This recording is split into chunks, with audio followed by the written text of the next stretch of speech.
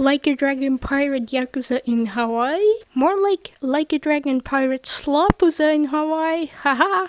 When this game first got announced, honestly, I didn't really know what to think of it. I was confused, but still open to the idea. I mean, sure, why the hell not? The last two games might have been one of my least favorites, but hey, maybe they learned from their mistakes. And this is the first Majima game, and he's my favorite character out of the whole series. Even if I won't be very impressed by the story, I'm sure I'll still have fun and won't be bored at all and enjoy Majima's character. But as months go by and more information was released about the game, I grew more and more worried. Well, I thought this game was gonna be kinda bad, but oh boy was it a lot worse than I thought. Hello and welcome to my review of the Like a Dragon Pirate Yakuza in Hawaii, or Infinite Wealth Gaiden, or as I like to call it, the most soulless and boring Yakuza game ever made, with all the characters turned into complete and utter jokes, the newer characters shoved into your faces despite them being one of the most uninteresting and forgettable characters in the series, endlessly padded out with so much recycled dumb bullshit so they can make it cost $60, and it spits in the face of anyone that cares about the series. But that name is a bit too long for me, so I'll just stick to Pirate Yakuza. As you can tell, I wasn't really impressed by this game. So yeah, then let's get started. Also, spoiler warning for this game and basically the entire series. Not into temptation, but deliver us. This game's lighting is way too strong and it makes it look awful. The brightness is too bright, darkness is too dark, or the saturation or contrast or whatever is just too much. It is especially noticeable in the ice place, where it looks like, I don't know why, but the lighting is extremely fucked up and ugly looking. This game also does the eyes adjusting to light very, very badly. Like when you are in somewhat dark room, lighting outside looks like the fucking sun exploded. Or when you move the camera somewhat, it like changes the lighting completely. Like it makes the blue sky look completely white sometimes.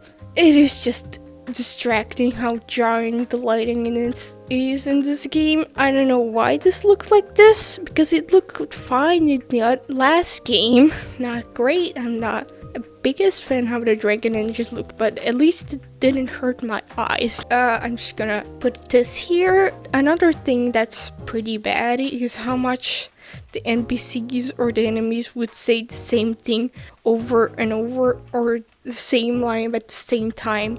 It was like a constant problem. It was pretty bad.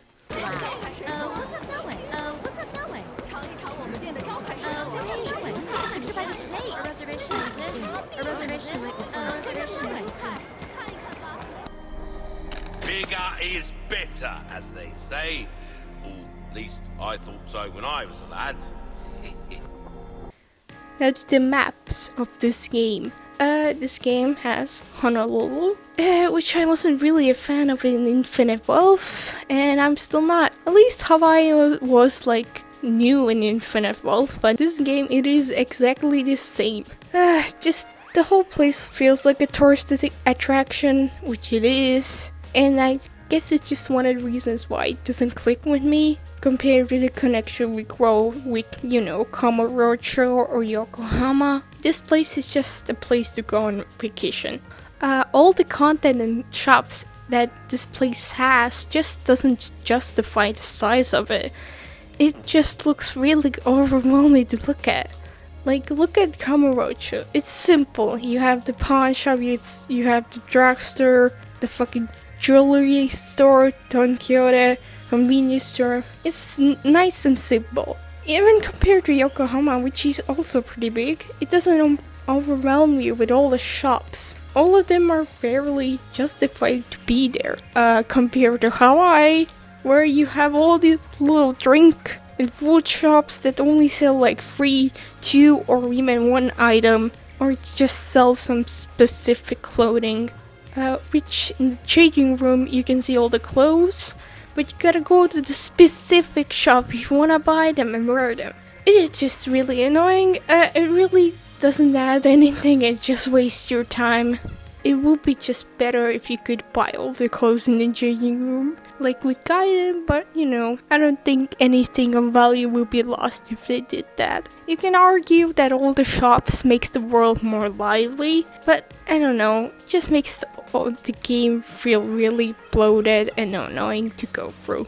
There's the new areas, Atlantis and Rich Island. Atlantis is just a narrower pirate-themed castle area from Gaiden, and that's all I have to say about it. And just Rich Island, it exists. It sure does. You know what's very annoying in this game? The amount of shit you can pick up. It is absurd how many things that are scattered across the whole world. The random treats, the fortune slips, the treasure chest, the random treats in the ocean. You cannot move 5 seconds without having something to pick up. And it is especially bad in the smaller islands where you cannot go a second without having to press the X button. But that's not the only button you're pressing while running around. Aloha Fling Friends is kind of a nothing mechanic, which purpose seems to only be to keep you pressing buttons while running and fill in a checklist so you can get more stuff. This game just doesn't seem to have the confidence for you just to be engaged with the world, so they put all these little treats and then bullshit across the map to keep your attention.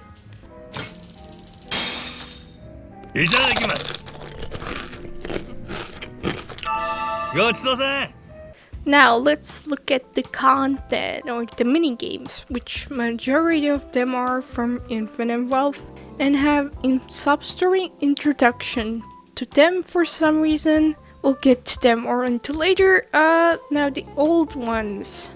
We have Crazy Delivery, which has a new area, which it's fine. I don't really play it that much, nor do I really care about it. Yeah. So yeah, Sicko Snap, which again, it's fine. It does have like a bonus level, and that is kind of cool. I just wish it had more. It's fine. We have Dragon Kart, which is Dragon Kart. It's fine, it's cool, it's Mario Kart. There's a new battle mode, and it's very bare bones. It's just kind of sad. Like, battle mode has a lot of potential to be very one. However, it has only like one tiny map, and the matches last less than a minute. I thought there were gonna be more bigger areas when we get more races, but no. If they had a bigger, more interesting maps and more weapons or more mechanics or whatever, it could be actually fun. Crazy, right? It could actually be very good fun. Alright, the new ones. We have Goro Goro Kitchen, which feels very half-baked. You have 3 little games, and they get harder if you make more dishes at once. And the quality gets better if you use rarer ingredients and if you play better. This minigame is just an inferior version of Ishin's cooking game. In Ishin, each dish has a different way of making it. However, in this game, all the later dishes, it's the same thing. And it's not like Ishin has the best cooking game ever, but at least it tries. Yeah, I don't know what else to say about it other than Ishin did it better. Moving on, we have Bang Bang Battling Center, which is actually pretty fun. It is baseball with cannonballs, and it's good. It's fun, so good job with that.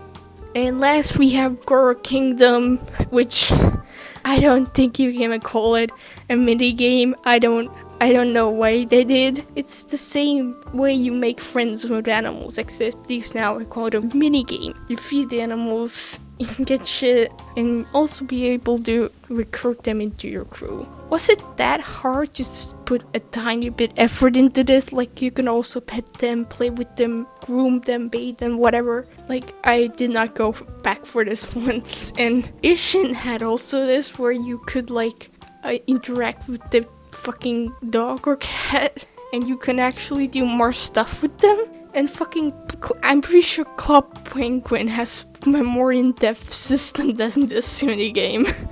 You can change your clothes when customized, which is cool. It's just annoying to get clothes, as I said. There's the alpha packs like Cinderella and Zombie, which are cool, and of course, Gorami. I'm not even joking when I say playing as Gorami was the only motive I had playing for the side content and game generally. Just hearing the clickety clacky of her heels, finally seeing what the bow on the top of her head actually looked like, seeing the little flower details on her nails, just seeing her paint these out, it is great. Made playing through the Substories and ship content actually bearable. The most fun I had playing through this game was playing Mahjong as Gorami, so thank you Gorami for existing and making this game somewhat bearable. Thank you so much.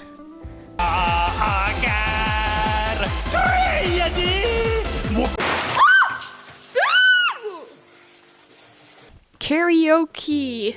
Oh boy. So the more I play through the Dragon Engine's Karaoke, the more I dislike it, and I'll get more into that later. It is also the first game with no cheering songs, which is pretty surprising. I thought they could have had like a new or old characters or the Minato girls sing, but I guess they didn't pay enough for that. Like, no Majima singing, no, like, fucking, Minami, come on. But for now, let's look at the new songs. The Core Pirates theme is fine. The whoa whoa, whoa whoa whoa whoa whoa. It just kind of sounds a bit weird, I don't know, but it's fine. It's a song.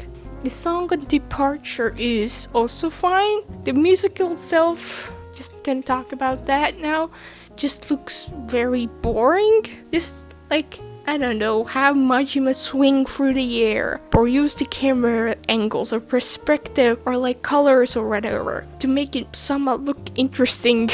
Like the intro for Infinite Wealth was very stylized and colorful. Why not with this one too? Why is it so boring? It is also a duet, which they could have used the cheering, like they did with Pure Love and Kamurocho, but they didn't, which is pretty lazy. As the sun at 36.5 degrees is fine. All of them are fine songs. I have nothing against the karaoke songs. Most of them, the new ones at least.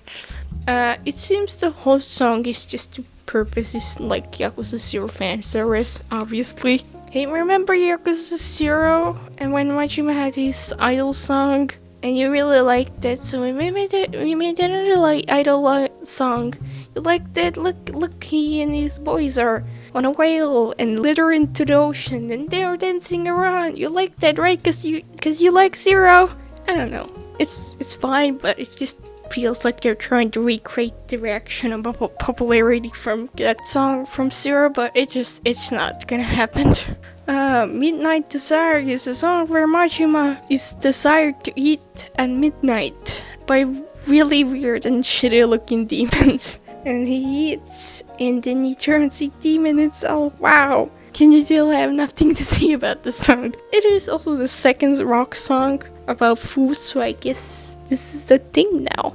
Alright, let's look at the older songs.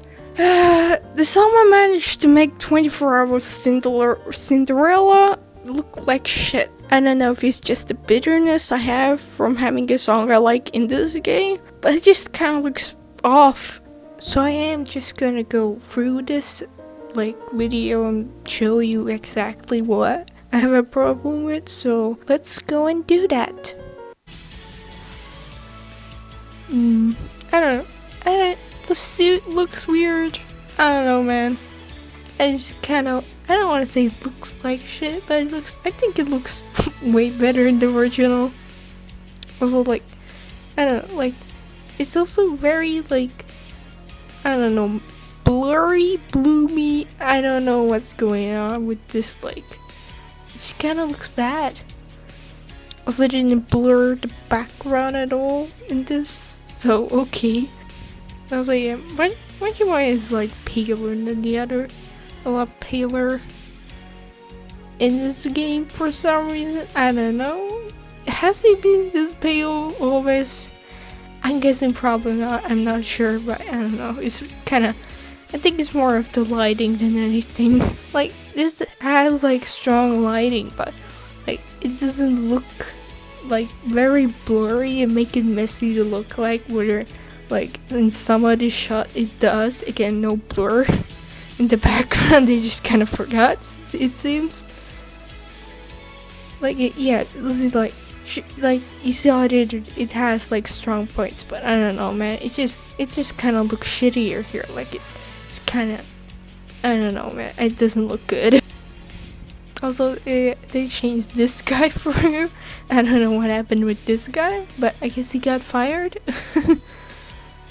like it has strong points, but it isn't like, it's still clear to look at. But whether it's just kind of, what you're looking at, this is just kind of blurry mess. Like, look, especially like this, like yeah, like this has some like strong lighting, but this just looks like very messy and shit. Like, I don't know. This looks nice and this looks, I don't know what happened here. And they added stars over there. That's what it needed. More stars here. And got rid of the more like shitty stars. They just completely forgot to blur the background. Which, I don't know, just kind of makes it even like messier to look at. And I got rid of this for some reason. I guess they forgot. But they got more stars over here. They couldn't have added that, but they could have added more blurry stars. Like here, like this has strong lighting that like blends in, but I can like clearly see, still understand what I'm looking at. But like, it doesn't look bad. But it is here, it's so blurry. It's like, I don't know, it looks like shit, man. I don't know what else to say. Like, especially here. Look at that.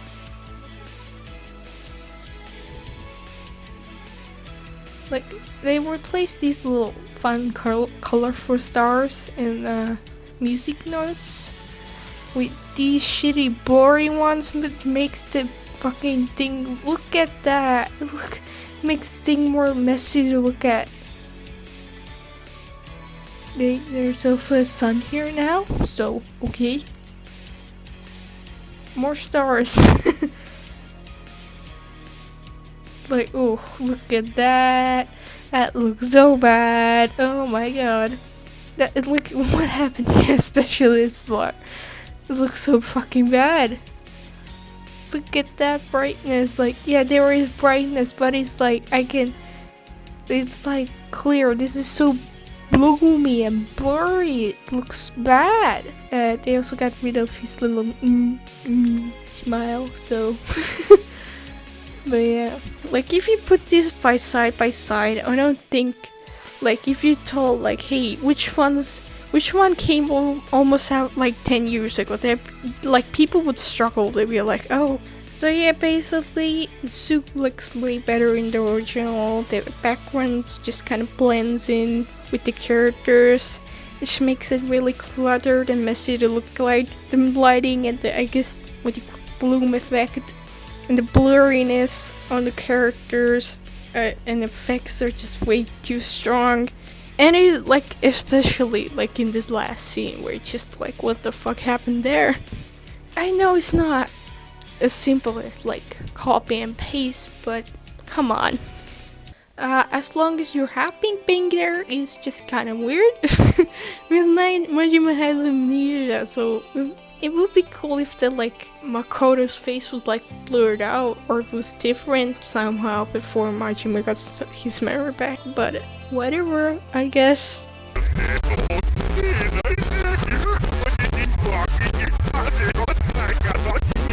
Now, one of the biggest reasons why I dislike this game is because they ruined one of my favorite songs. They somehow managed to make it look like shit, they make it sound like shit, and play like shit. So let's get into that. They removed Majima lowering the key of the song, which, you know, okay, whatever. But they also got rid of the little dance he does at the beginning for some reason. What? Okay. Like, I'm sorry. Is it really that hard to add the little dance at the beginning that you made specifically for this song? What's that? Oh, it'll take effort. You don't want to put any effort into karaoke anymore or anything in that matter. No, it's okay. I understand. It's not like it's a big part of the Yakuza games. No, it's fine. I totally understand. The music video looks like ass again. So, just like before, I am going to go over the video and point out what I have problem with. So yeah. Again, I don't know why the lighting and the bloom effect is so fucked up and strong, especially in this. It's not as bad in fucking 24 Hours of Cinderella. It is bad here. Also, he's wearing his fucking Yakuza free suit for some reason, which, okay then, whatever. Yeah. Look at this bloom. Why? Why does it look like this? Why? I cannot understand how anyone went to look like that and was like, yeah, that looks better. Yeah, look at this. Why? It's so blurry for some reason also with the fucking lighting and shit. Oh my god. Look at this lighting here. Oh my god, it's so bad. Like, I just can't get over that. Oh my god. Yeah, just, I don't know what the lighting, I don't know what happened here, but it just not look good. Just, Jesus, oh my god. Why is everything fucking glowing and shining? What the fuck? Just, yeah, everything's glowing, shining, I don't know. Yeah, look at this. Oh my god. It's so bad. Like, especially that. Ugh. Look at this. Why? Why does it look like this? I know I'm saying this over again, but why? Ugh. Look, oh my god, look at this. Why? Why is everything glowing and blooming? What the fuck? Who thought this would look good? Who looked at this was like, yeah, this looks great. Let's put it out. This is embarrassing, man. I don't know what happened here.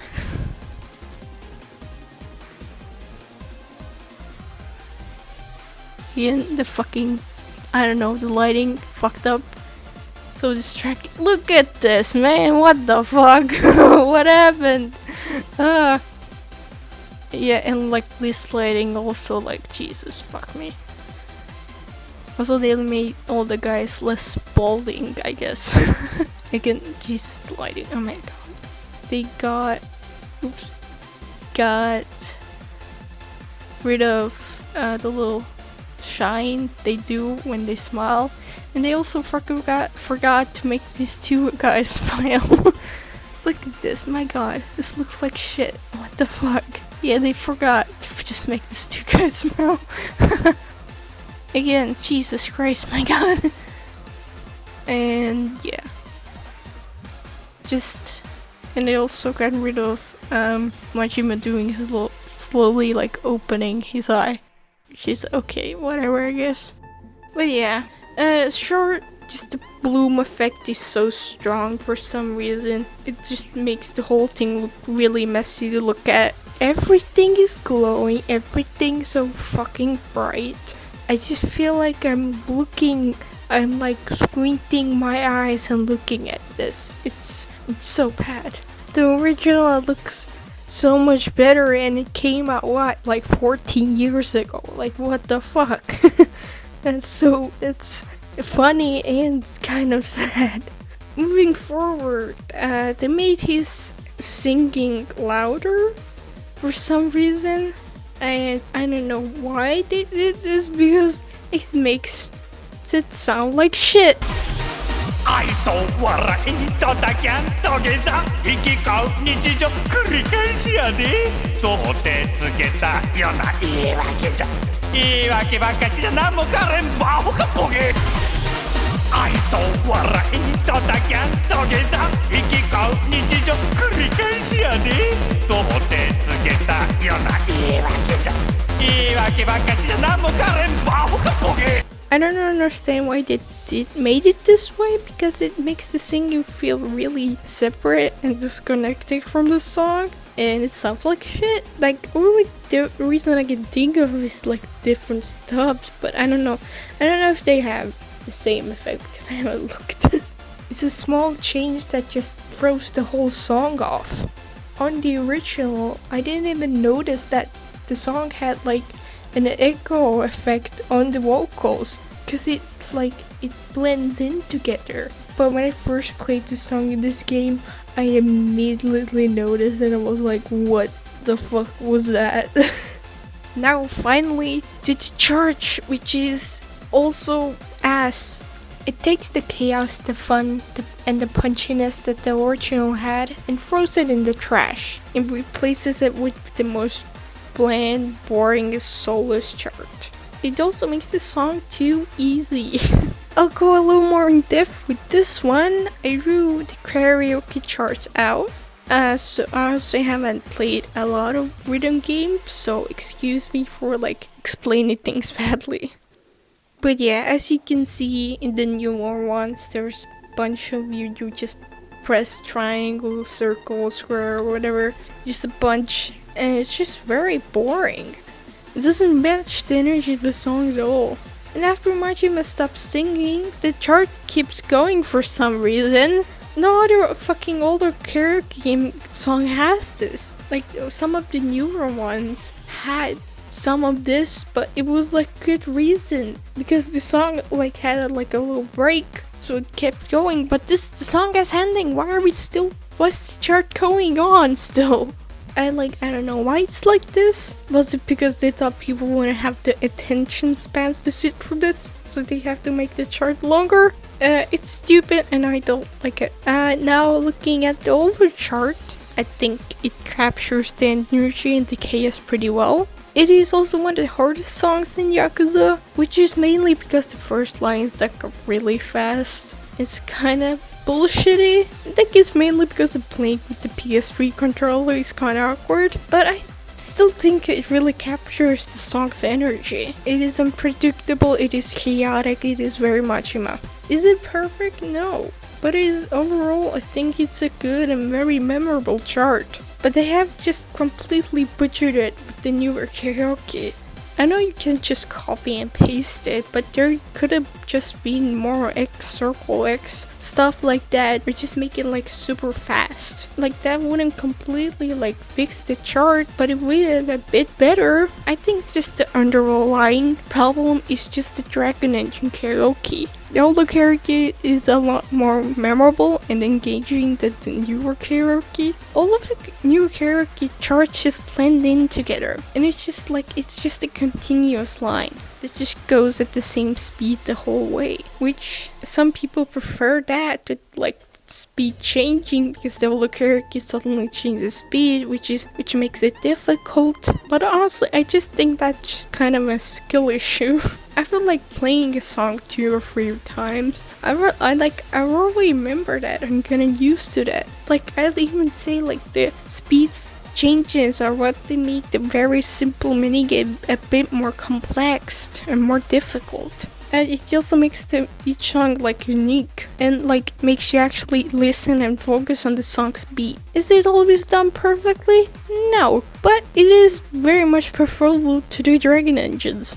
Also, the buttons of the newer ones are all at different height, which makes it harder to do triangle X, circle X, whatever, stuff like that, because the chart is just moving constantly and the background is moving constantly, and the triangle X are far apart, which makes your brain think that's a lot harder to hit when it's not. So that just means that there isn't a lot of different patterns you can do, like X and circle. There were like a lot more of those in the older Dragon Engine games, but there are barely any newer ones. It's just now constantly like just pressing one button, then the other button, constantly pressing, and it just makes the charts blend in together and a lot less memorable than the older karaoke. You also can read the lyrics and play like in the older karaoke. I don't like how it doesn't tell you how many buttons you missed or like how much you got with great or whatever. Also don't like there's no little mascot in the corner. And there's just dumb little cube.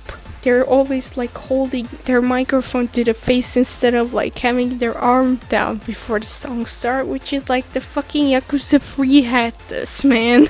I also don't like the clicking noise it does now in the Dragon Engine. That's just so annoying.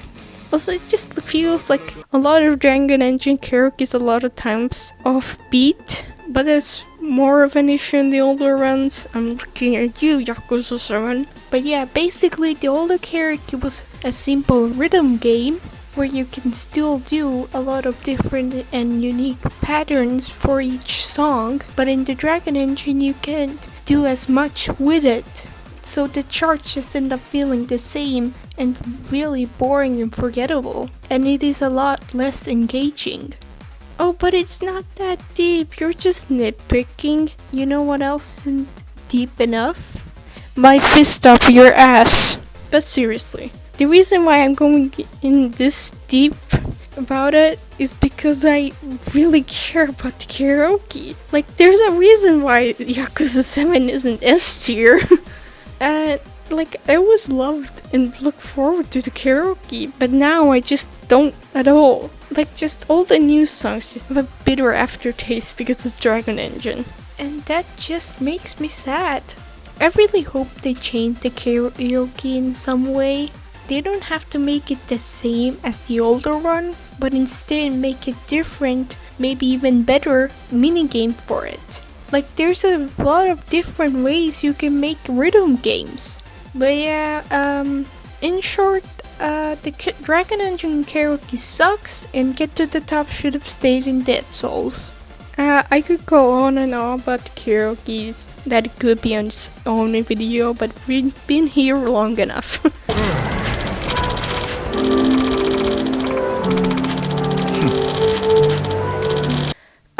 Alright, the sub-stories. The sub-stories are pretty bad.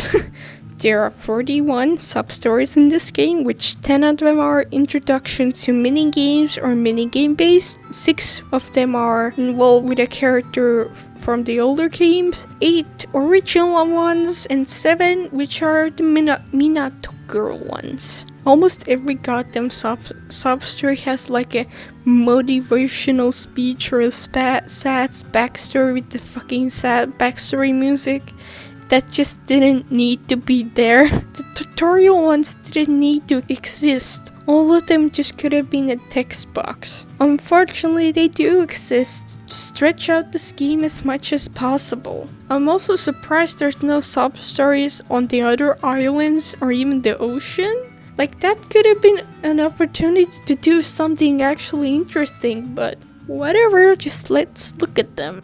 Commonwealth, Fortune Unfolded. It's an introduction to the fortune slips. You meet the rabbit, you beat up a bad guy, and that's the sub-story. The symbol of the city, the street surfer. It's an introduction to the street surfer. You have to test it out and beat up a guy. Wow, what a sub-story. Also, fuck the street surfer. God damn it, give me the fucking skateboard back, damn it. Like, with the skateboard, it is actually fun to go around the city. And also, you have to pay money to charge it, which sucks. I don't like it at all. And Hollow Happy Rally, it's an introduction to the photo rally. Also, Hollow Happy getting bitches is kind of funny. The kitten in District 5. I don't know why this exists, and I don't know why it's mandatory. It just could have been like, look, a homeless kitty, let's send kitty to the island. Instead, it's like, look, kitty hungry, give onigiri to kitty. Guy steals onigiri from kitty, beat up Kai, name the kitty onigiri, send kitty to the island. It's just gonna be like a text box saying like, hey, you can like get animals here and send them to the island. Instead, it's a fucking whole ass sub-story. Stay crazy. It's an introduction to the crazy delivery. It's the smartest pirate crew. It's introduction to the fucking school. Dragon Cart in Paradise. It's your introduction to the Dragon Cart. The fastest in Hawaii. You race against the Dragon Girl. Also the only versus race in Dragon Cart, which is kind of weird.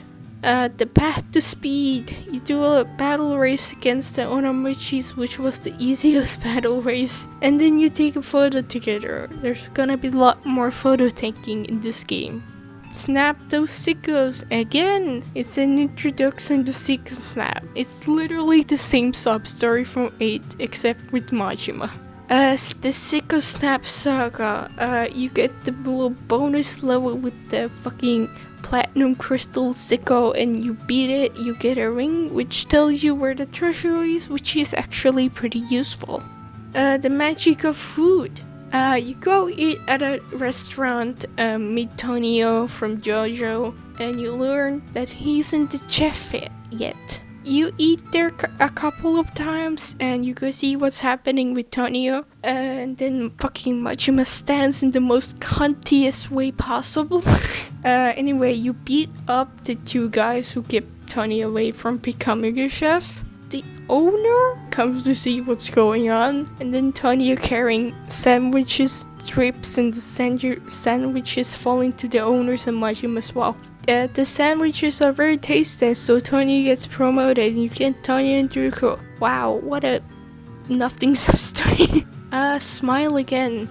The sub-story is about Jeff who wants to quit his stolen passports selling business and become a legitimate taco truck.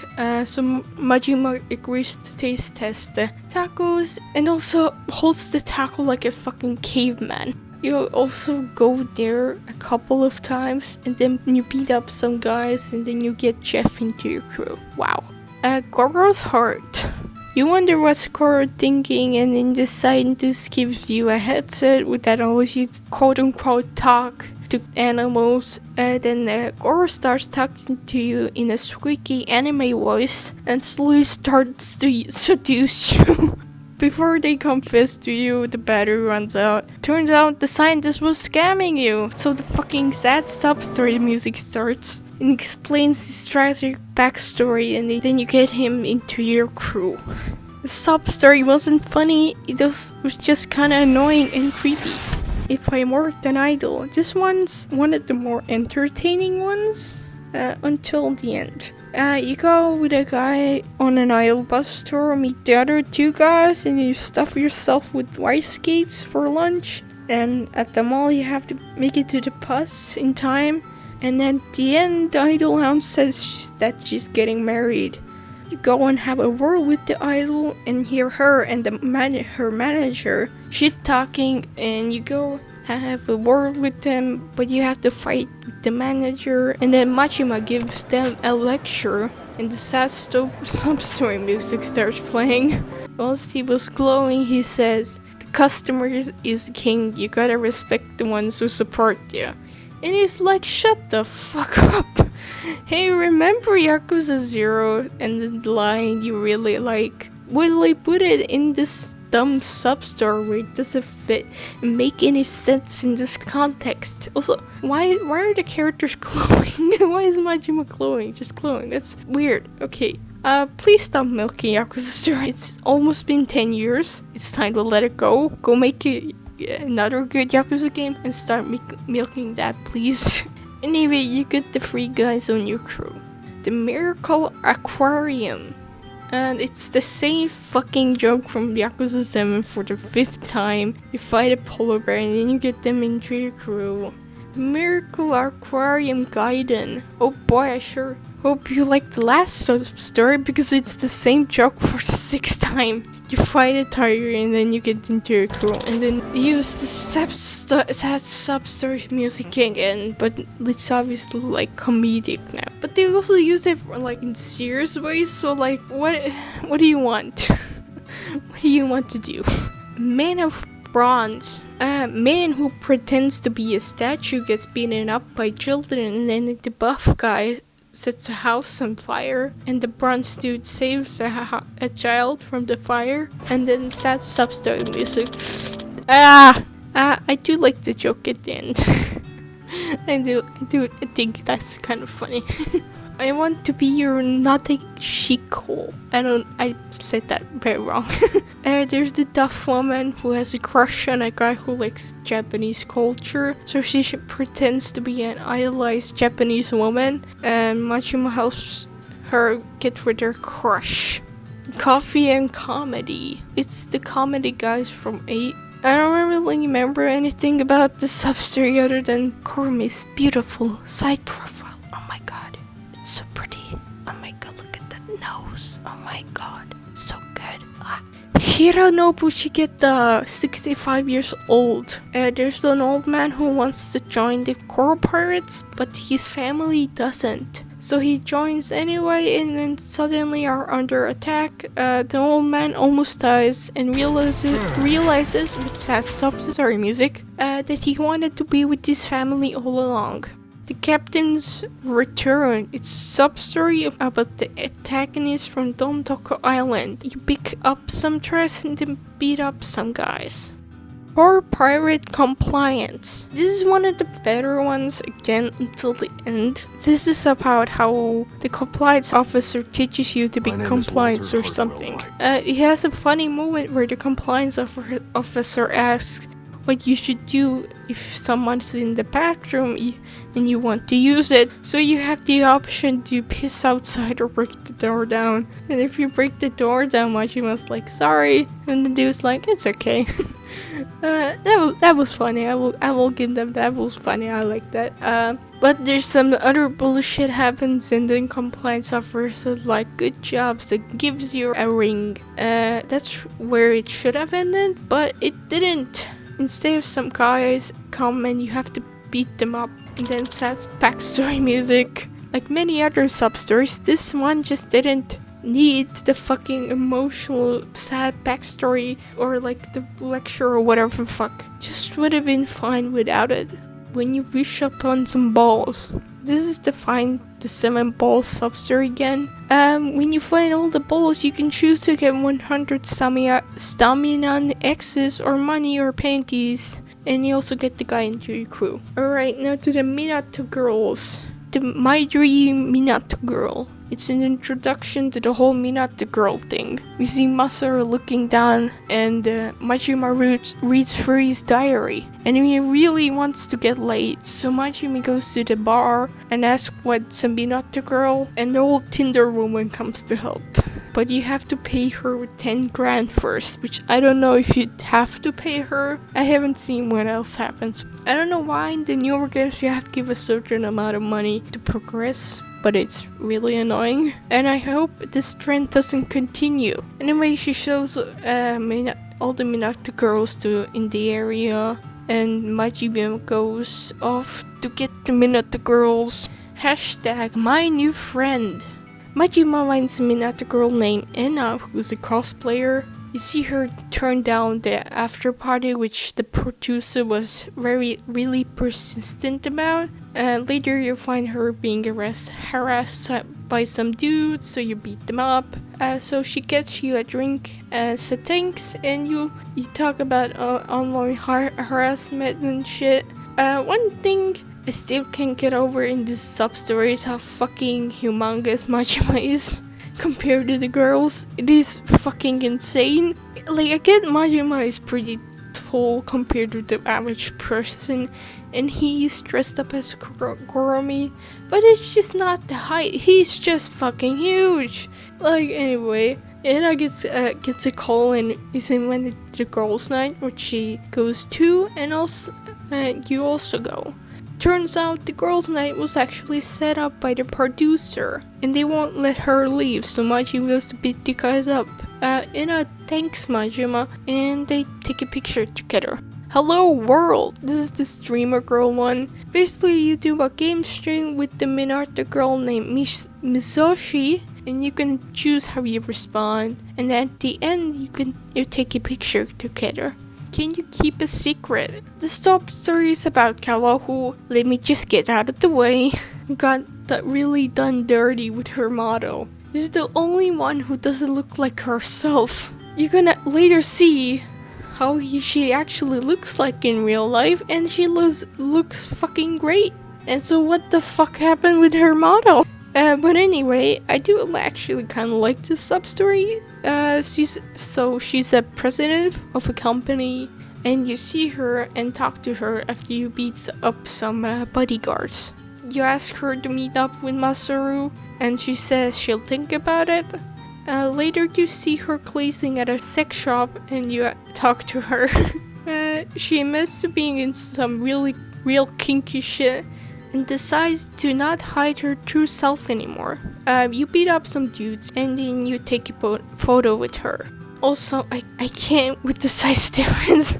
I also know the fucking women are a lot like shorter. Some of them are shorter than the average person, but man, it's just really funny to look at. It's so distracting, man. Truth. This one's about the promotional model named Seiko, and you see her talking to some company presidents, and later comes to ask Majima for directions for Dragon Card. You take her for a race and go out for drinks. She gets really drunk and goes to a meeting she has to go to. You go after her, beat up some dudes, and the president see her. They were fine with Psycho being herself, and she gets to be their brand ambassador. And Majima and her take a picture together. Lovely Traveler. This one's about Ai, who I think is an idol. You have to buy a bunch of photo books to talk to her, and I'm just gonna skip to the best part where you fight some dudes, and she fucking pulls up with a sniper rifle. Which actually got me a good laugh. Also the fucking size difference, man, I can't get over it. Anyway, and then you take a picture together. The one. Once you got an all the girls' numbers, you can finally throw the Minato ward party. You talk to Masaru, and he says he'll give a dandelion to the person he chooses. And he asks you what the dandelion symbolizes, and Majima asks, why would I know? And Masaru says, I don't know either. I just really like that joke because it's the type of joke I would make. Anyway, we get to the live action Masaru Love Journey. I'm guessing where like the half of the budget went into.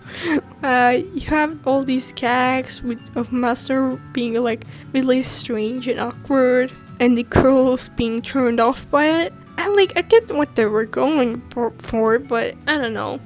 They weren't really that funny, and it's just kind of hard to watch. Masaru ends up getting nobody, and he apologizes to all the girls, and they all said stay as friends. You also get the best line in this game, this is so uncomfortable, someone put me out of my misery, which perfectly describes how I felt playing this game. All of the girls join the crew, and Masaru does actually find his dream girl. I guess what we learn from the story is that everyone wants to fuck Gorami, which is totally understandable and probably the best ending we could have gotten. Overall, they're just whatever. A lot of them have goddamn sub-story music, and Majima giving you like a life lesson or whatever, and that just feels so undeserving. It just makes me roll my eyes to the back of my head. I think one of the problems with the sub-story is that like Majima could be replaced by a random dude and nothing would be different. Like that's just the game's overall problem, which I'll get into later. If you look at the older games, each character have sub-stories involved with who they were or who they are. In Yakuza 4 or Dead Souls, you have Akiyama has sub-stories with money and lending and shit. In Yakuza 5, Kiryu has sub-stories with his co-workers and like him being a taxi driver. In Yakuza Dead Souls, Yuichi had sub-story that involved with who he was or is, like, you know, involved with him being like a takoyaki chef. Now him like meeting a woman who looks like his sister, And Majima hadn't Substory moved with Majima being Majima. And you just can't replace him with a random guy there. Like, I get that Majima has amnesia, but that doesn't mean we still can't do, like, sub-stories involved with, you know, what he did in the past, or who he is.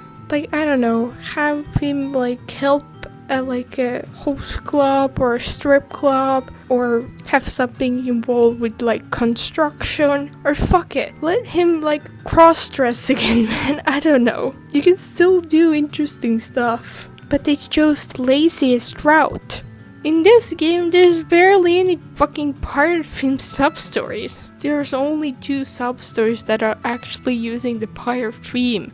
All of them taking place in Honolulu, which was a big misstep. And if there are more sub-stories that were in one of the islands or across the ocean, it probably would have been a lot more memorable and interesting. Also, the sub-stories look like, I don't know, animations look really cheap. I don't know, it's like something about the movements look off. Like, I am completely speaking out of my, like, memory, but, like, in the older games, the sub-stories did not look this cheap, I swear to God.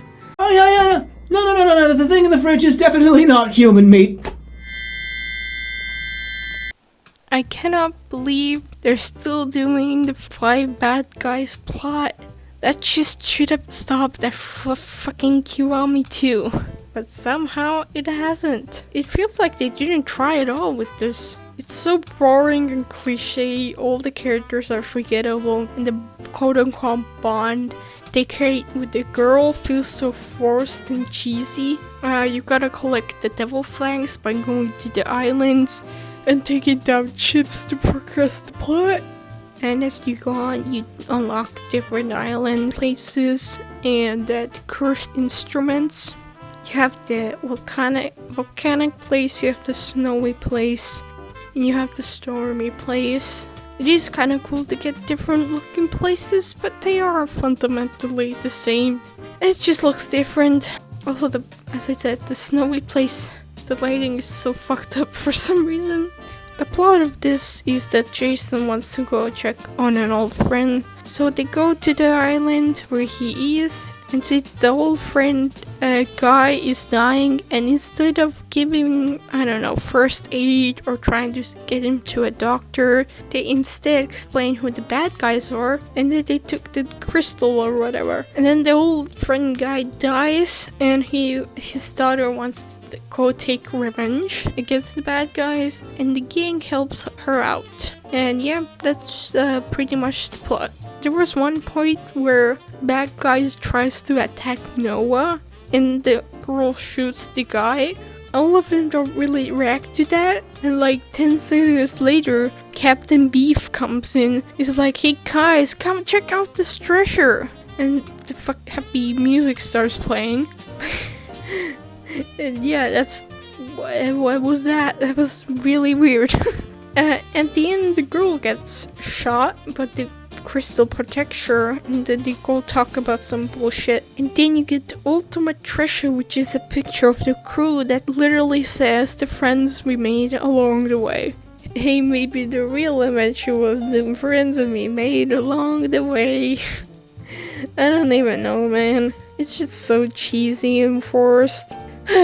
The whole thing just lacks fun and chemistry between the characters, like compared to Yakuza 0 or Kiwami 2, where there's some actual effort put into the story and character interactions.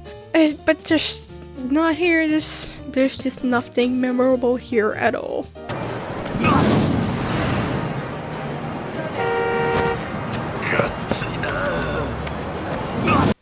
Now, combat. So for the sake of this video, I decided to do a new playthrough, a new game professional, and I can't really tell you all the specific things about the combat, like what the combos, finisher, or shit like that. I can only vaguely tell you how I feel about it. The combat is definitely the best thing in this game, but that isn't really saying much. I thought it was going to be on the same level as Guidance, and it was.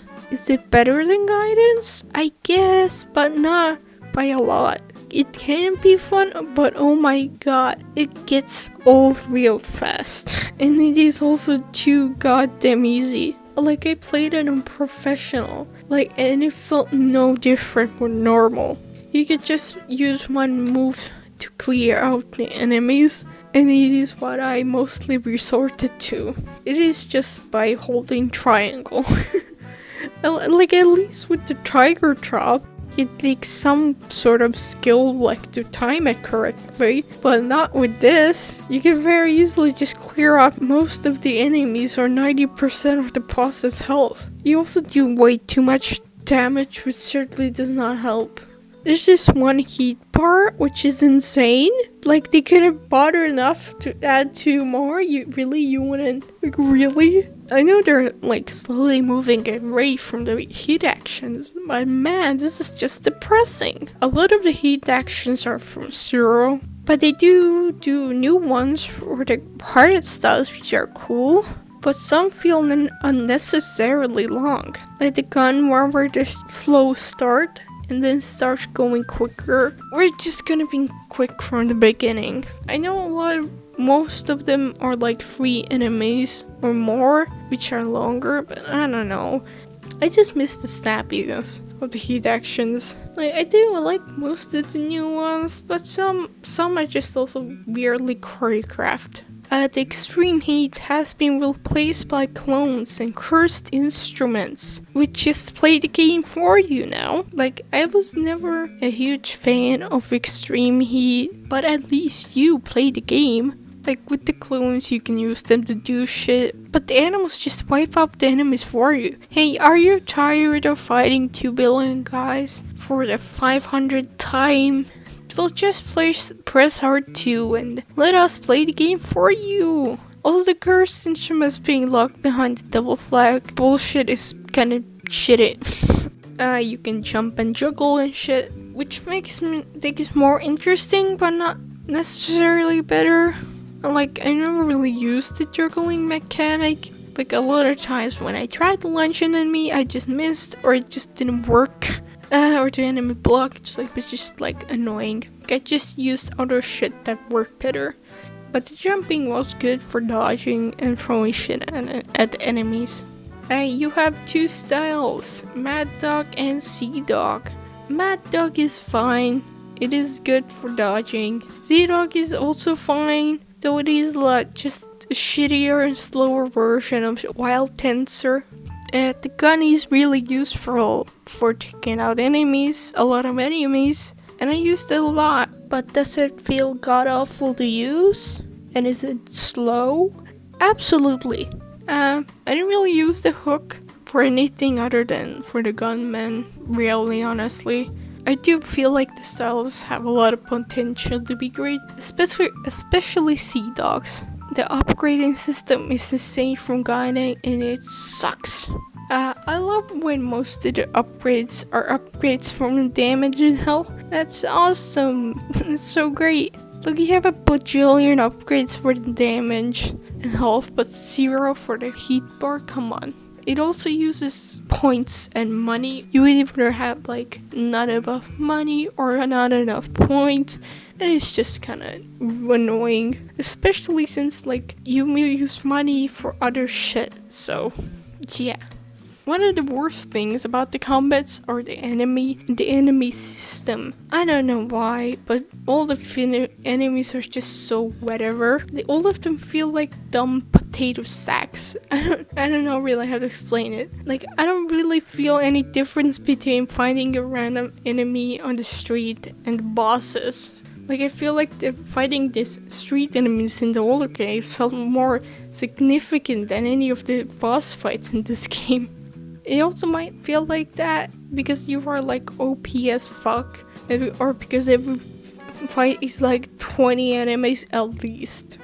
And remember when fighting a lot of guys had some sort of substance? Well, not anymore. Every battle is now fighting a gajillion guys. From the story battles, the ship battles, the island battles, the fucking bounty system. It makes the combat feel so exhausting so fast. It certainly doesn't help that the enemy spawn system is dog shit. Welcome back, Yakuza 5. How the enemies spawn around you is insane. Like, they spawn again 3 seconds after you fought a guy. And fuck me, it's bad in like Atlantis and Rich Island. At least in Honolulu you can run away, but not there. You have no other choice but to fight them every 2 seconds. Like, it makes the playing through the game really infuriating, and it seriously baffles me how they haven't brought back the money throwing from Zero. Out of all of the things they bring back from Zero, this is not one of them. And they could have easily done it in this game. Have Majima throw coins, or just fuck it, just reuse it from Zero for all I care. Please, I just don't want to hear this biceps on your show. Get your ass ready. Apologize. I'll beat your whole ass up every 3 seconds. Please, I'm so tired. Please. Almost forgot about this. The rings. They are just armor and items, but different looking. Yeah, they're pretty cool and clever. I really hope that they do something similar in the future games. And lastly, I just want to talk about the physics of this game. I don't understand how they still haven't figured the physics out yet. They have gotten a lot better since Yakuza 6, but they still lack the weight and are really floaty. Like, when you knock an enemy out, or they just turn into ragdolls. Or when you punch an enemy or an enemy punches you, you just shoot across the whole map. Like, their first PS3 game had better physics than this. Fuck it. Their PS2 games have better physics than this game. Ugh. I don't know if the physics are the Dragon Engine problem, or they just aren't bothered enough to do anything about it. The combat just feels so much more satisfying in the older games than the Dragon Engine games.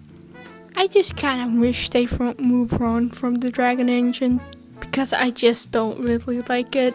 I don't like how it looks, I don't like how it feels, I don't like how the models look, I don't like the inventory, I don't like the combat. But it's not inherently the engine's fault. Like, Lost Judgment exists, for example. It has the best Dragon Engine combat, even if Lost Judgment doesn't really have that good physics either.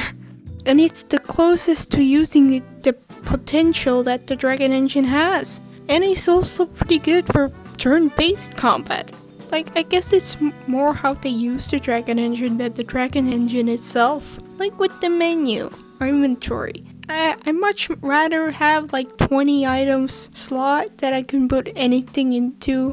Like, for example, an item that heals a lot of health, then like have 5 or 10 of each item in the game. So when I have to heal, I have to fucking spam one little fucking item that gives me like a minuscule little bit of health. But it's not the engine's fault, it is how they made it. And they can make it better. The Dragon Engine can make great stuff, but the reason why I'm more towards them moving to another engine or the older one is because they probably won't change. So basically, it is just quantity over quality with a lot of stuff in this game, including the combat. Just do what Lost Judgment does, but better or something, I don't know. I can see the finish line, it's about, I don't know, a couple of 100 yards away, or about 4.5 hours.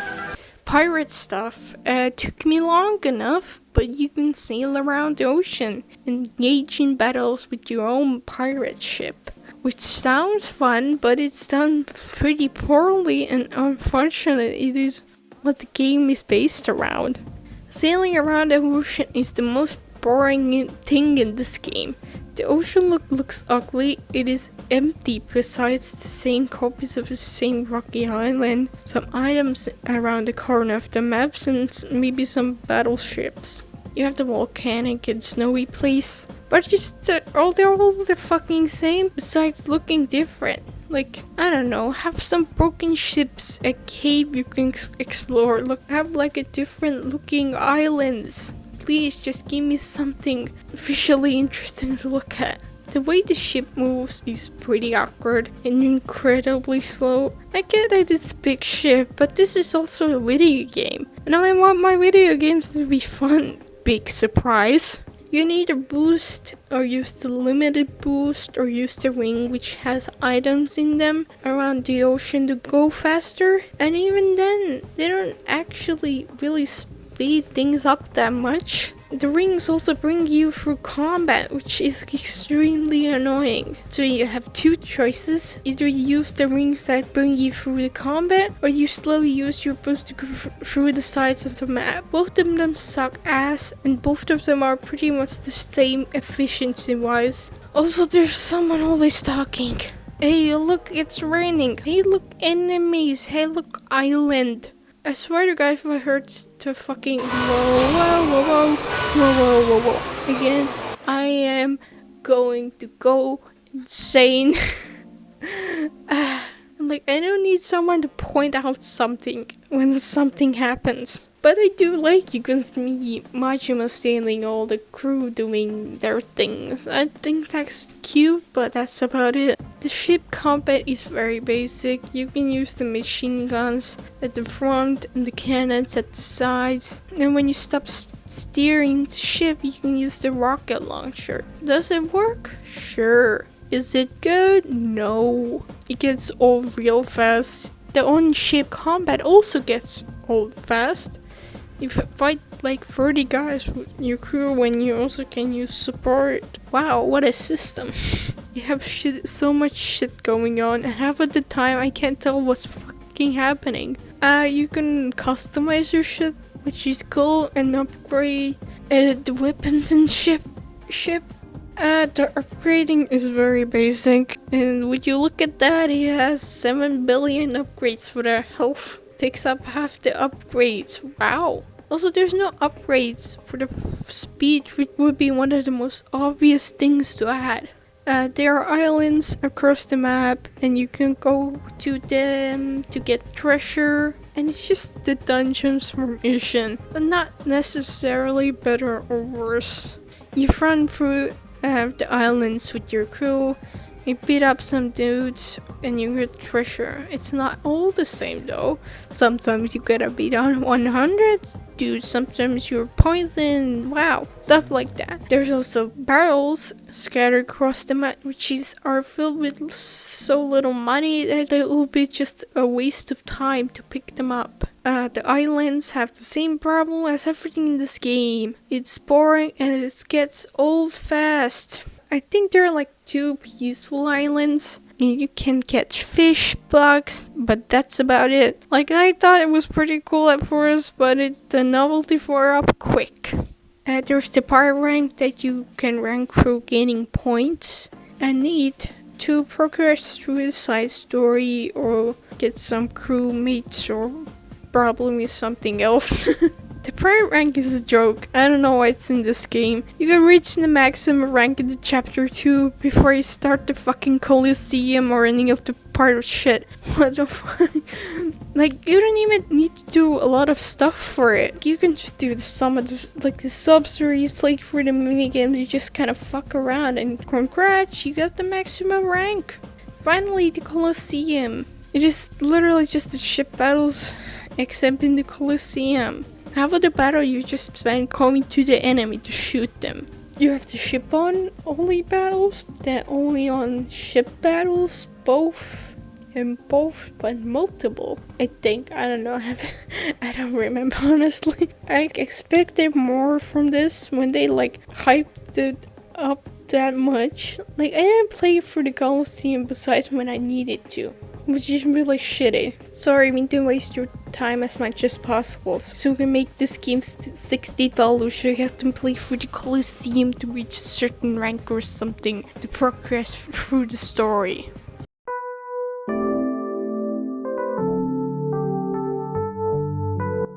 Now, I would tell you something about the game's soundtrack, but I legitimately cannot remember any track from it. Which tells me how the soundtrack really is. Like, how do I even not remember the themes to fucking Seed Armado? I have 80 hours in this game, man. What the fuck? The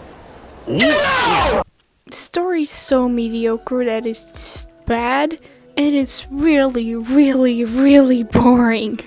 And it's the worst story in the series. And I'm kinda hesitant to call it that because this game barely has a story. It feels like there's no thought put into anything, there's no consequences into anything, and nothing feels earned. The soul that the older games had is now completely gone. More importantly, this game is so fucking boring. This is the most bored I've ever been whilst playing a Yakuza game. All the characters are boring, the story is boring, the world exploration is boring, the Majima is boring. How do you make Majima boring? For a game that's about adventure and exploration, it has no sense of adventure at all and is extremely tedious. The pirate stuff is very characterless and bland. There's just nothing interesting done with it. Like you just search for treasure and sail through the ocean. I know this is a less serious game, but when you try to be serious with the pirate stuff, it's hard to take seriously in a modern age. This just would have worked out so much better as an Asian style game. They would have so much more room to work with the pirate theme. It could actually do some like mythological shit without like disturbing the story. And then you can actually take stuff seriously. Oh, and someone having asthma could actually be dangerous. I'm just so frustrated just thinking about it and how much it could have been just a better game. The contrast between the serious story and the goofy side content is just basically gone. It's all goof now. And the serious stuff they do just feels so out of place. And it doesn't hit at all and feel earned at all. I would have been fine with a more silly game if the characters and the dynamics would have been fun and interesting, and the adventure actually felt like adventure, but it isn't. And silly stuff isn't even that like, oh wow, it's like kinda quirky. It isn't like, wow, this is crazy, it's just kinda quirky, it just makes it so boring. The pacing is horrible, oh my god. Like, I thought 8 had bad pacing, but oh boy, did they show me what bad pacing looks like. It takes forever for things to actually happen because you have to do 5 other things before you can actually do the thing that moves the story forward. Half of the game is like fucking tutorials. It's like, it's so obvious why they fill this game up with so much filler bullshit as possible. It's just justify the $60 price tag. The characters, none of the characters are compelling. There's nothing that makes them unique or interesting. Then the older characters that are brought back have their personalities erased. And so all of the fucking characters have like room temperature IQ. And the fucking chemistry between all of them is basically non-existent. But let's look at all the characters that we have, shall we? Noah. Noah's most notable personality trait is having asthma that barely comes up, and everyone acting like he has stage 9 cancer. Maybe originally he meant to have more of a serious disease, but no, he has asthma. This isn't a Majima game, this is a Noah game. Everything in this game is about Noah, and Majima does everything because of Noah. The dynamic between them is so nothing. Majima does literally anything and Noah goes, wow, you're so cool, Captain. That's it. That's their like dynamic. That's it. It's just more weird than anything. Like Noah for some reason is so fascinated with this random criminal dude he found on the beach. And then they form this quote-unquote unbreakable bond together. He goes with Majima everywhere rather than his dad who's right there with him. Like, I don't know what else to say about it other than he's just an annoying, dumb, stupid kid. There's the tiger who's there to be a cute mascot. I don't like him. I don't like the noise it makes either at all. We have Jason, who is the dumbest person in this game.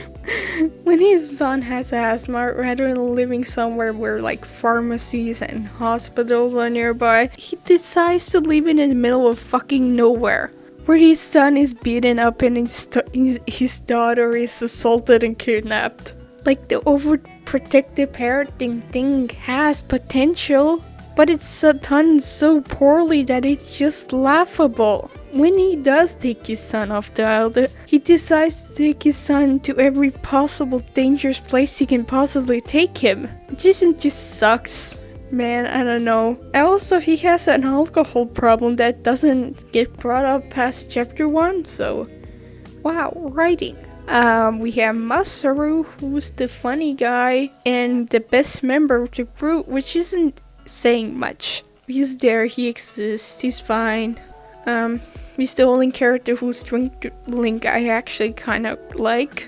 But yeah, he's just a guy. Hey, remember Yakuza 7 where they tried to make better female characters? Well, yeah, it's been going backwards since that. There's barely any women in the cast, and all of them are badly written. Mona exists to get kidnapped and insane. We have Queen of England. She exists, and then she fucking dies. We have Naomi, who she has the most potential to be good, but unfortunately, she's just kinda there. Like, she works for the Queen, but they never elaborate on that. In Sajima's drink link, Majima wants to introduce someone to him, and you can just choose between the only 3 female characters that this game has. and that's just really funny and kind of sad. This game has one of the worst female characters in the series, and that's a low bar to hit. Rodi, Rikazu, and Shigaki, they exist. And yeah, I don't know what else to say about them other than, I don't know, they should make out or something, man. Somao Joe. He's barely in the game with the last chapter, who is the main antagonist suddenly. Yeah, he's one of the worst antagonists in the series, which again is a pretty low bar to hit. Jack the Collector and Keith. I don't know, why do we have to fight them like 10 times? Why are they like recurring antagonists? Just really lame dudes. Why do we have to fight them like 200 times, man? Nishida and Minami, they are the same person now. Yeah, and you can basically take them out of this game and nothing would change. And honestly, I just kind of wish they did that. And Saijima, I don't want to talk about Saijima right now. I don't want to talk about him. And Majima. Well, I'm just gonna go through the story and explain all the problems I have with it as I go through. So let's go.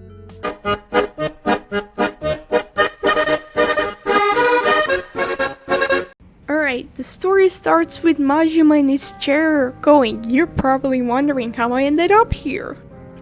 We see Noah saving Majima, who washed up on the beach. We get Majima introducing Noah, saying there was a language barrier, but we'll just skip over that. Now, the language barrier would have actually been interesting to see and made the interactions with Noah more, I don't know, charming. But wait, that would require to put effort into the writing, and which they don't do that anymore, so whoopsie. I don't know, they also could have had like Noah conveniently know Japanese because of his parents or something, but whatever. Noah gets beaten up, but that didn't leave a mark on his face or isn't brought up for some reason. Majima beats the dudes up and is like beating the guy pretty hard in Noah, so Noah stops him. And Majima's like, "Dude, I don't think I might be a good guy," and Noah doesn't really care and brings him into the bar. We meet Jason, who is suspicious of Majima, and Noah doesn't bring up the dudes who beat him up. Why wasn't Noah like, "Hey dad, don't be so hard on this guy, he saved me from getting beaten up by those wannabe pirates"? But whatever. Jason is really suspicious, and it's kinda understandable. Majima is a suspicious looking guy. He could be a child kidnapper for all he knows. Oh wait. Then they say if you wanna get off this island, you have to wait a month. LOL, good luck. Like, shouldn't the first response of seeing a beat up dude who's saying he doesn't remember who he is, like, hey, you wanna go see a doctor, or maybe we should call, I don't know, the emergency services? This is like a small island with a population like 60 people. How is this not like big news? All of the people are just like, yeah, whatever, man. This happens every Tuesday. It's really weird that not even one person or even Noah suggests that Majima gets checked up, or at least a bit of concerned about his, well-being. But, well, we hear Noah's sad backstory of having asthma, which is so incredibly stupid. Rather than, again, I've said this before, but rather than living in a city where you can easily go to the hospital, go live on a remote island. And if Noah has an asthma attack and his inhaler stops working, he just fucking dies. And it's more stupid when, like Jason says, it's dangerous outside. Buddy, the danger is on the fucking island. So Majima promises to take Noah off the island. Then we see Keith and these fuckos hanging around the bar. They start sexually harassing Moana, and they start beating the shit out of Jason, who doesn't fight back, even when he's fully capable of fighting. So Majima comes to save the day. Jason tells Majima to fuck off, and he's like, I might know something about how to keep them safe. Do you, buddy? What if Majima wasn't there? What if one of the guys went after Moana? Then what? Anyway, Majima tucks in for the night, and next day we get the introduction to the cooking minigame. We beat up some pirate guys and go to the ship, but before we can do that, we gotta go to the store, and we get introduction to the fucking Chorus Kingdom and the fucking stupid ass chicken thanks game. I love chickens. I guess this is a thing now. And then finally we get to go to the ship. We fight Keith for the third time. So glad we get to fight this cool character for the third time. Gosh, I can't wait to fight him for the fourth time. And then we finally meet Masaru, who eats a bat, and Jack likes, ooh, that's gross. Majima fights some dudes, and then fights Masaru, who's got a big butcher knife, which is actually pretty cool. Majima beats him, and then whoa, Jack takes Noah hostage, and his fucking asthma conveniently starts to act up. Masaru decides to turn on Jack because hurting a kid is too far, but his crew shooting literal cannonballs at a person is a-okay. Majima beats up Jack and becomes the captain, and we finally get to see him in his pirate form. But before they can take off, they need a navigator, and Jason turns out to be one. So they go to see Jason. He's a dick and says, and I quote, he's gone and taken a huge chunk out of my customers. Yeah, the customers who were going to rape your fucking daughter. Jason just sucks. He just sucks as a character, and he sucks as a person. Like, I understand they acknowledge that Jason kinda sucks, but they also try to get you to sympathize with him, which just doesn't not work at all, because the reasoning is incredibly stupid. But anyway, Jason tells Majima to fuck off and takes Noah with him. Majima and Masaru talk, and we learn about the lost treasure of Esperanza, and Jason's sad backstory of having a kid with asthma. Before they go to talk to Jason, they go talk to an old man and then beat up some guys. Again, this part couldn't have been cut out and nothing would have been missed. Anyway, they go talk to Jason, and he almost slaps his son before Majima stops him. And then Jason puts on his cuff. Oh no! And they fight. Okay, so, like, Jason isolating his son on an island just because his son has asthma is stupid. But also letting Noah go on an adventure with, like, a Yakuza who has amnesia is also kind of stupid.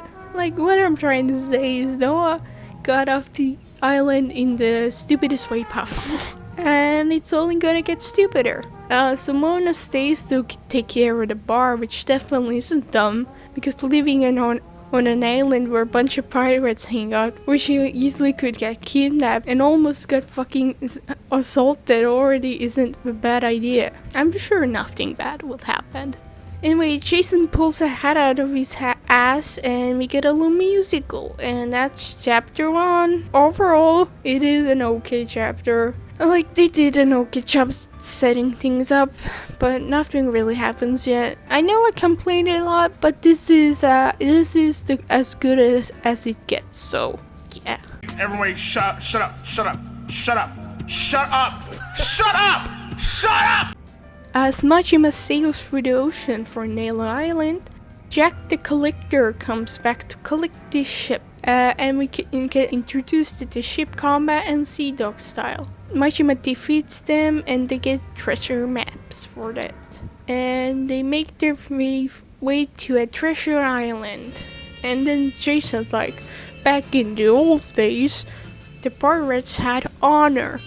Yeah, like back in the good old pirate days of the 2000s or the 2010s. I don't know, this line is just kind of funny. Like, a lot of the pirate stuff is hard to take seriously.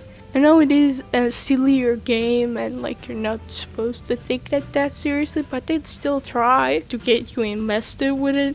It's almost like the pirate stuff would have worked a lot better in a Nation style game. Wow! Anyway, we get introduced to the ocean exploration and treasure islands, where they fight Freddy Fazbear. Anyway, we slowly and painfully make our way to Nella Island. Alright, now, how the hell is Pelicana still a thing? And how the hell is Nella Island not on heavy investigation? Like, this problem stems from Infinite Wealth, where Pelicana someone wasn't like shut down by the government, and Lana the child becomes the new leader of it. Even if Pelicana was shut down, Nella Island would still be under investigation, and the Pelicana dudes that are on the island would be detained because they knew and helped with the brainwashing of children and the nuclear waste dumping. We get an explanation later on where the government was going to put Nail Island on lockdown, but then Tucker sent the Yakuza to help with the cleanup, and the government can't say no to the bunch of brave men wanting to help save the planet.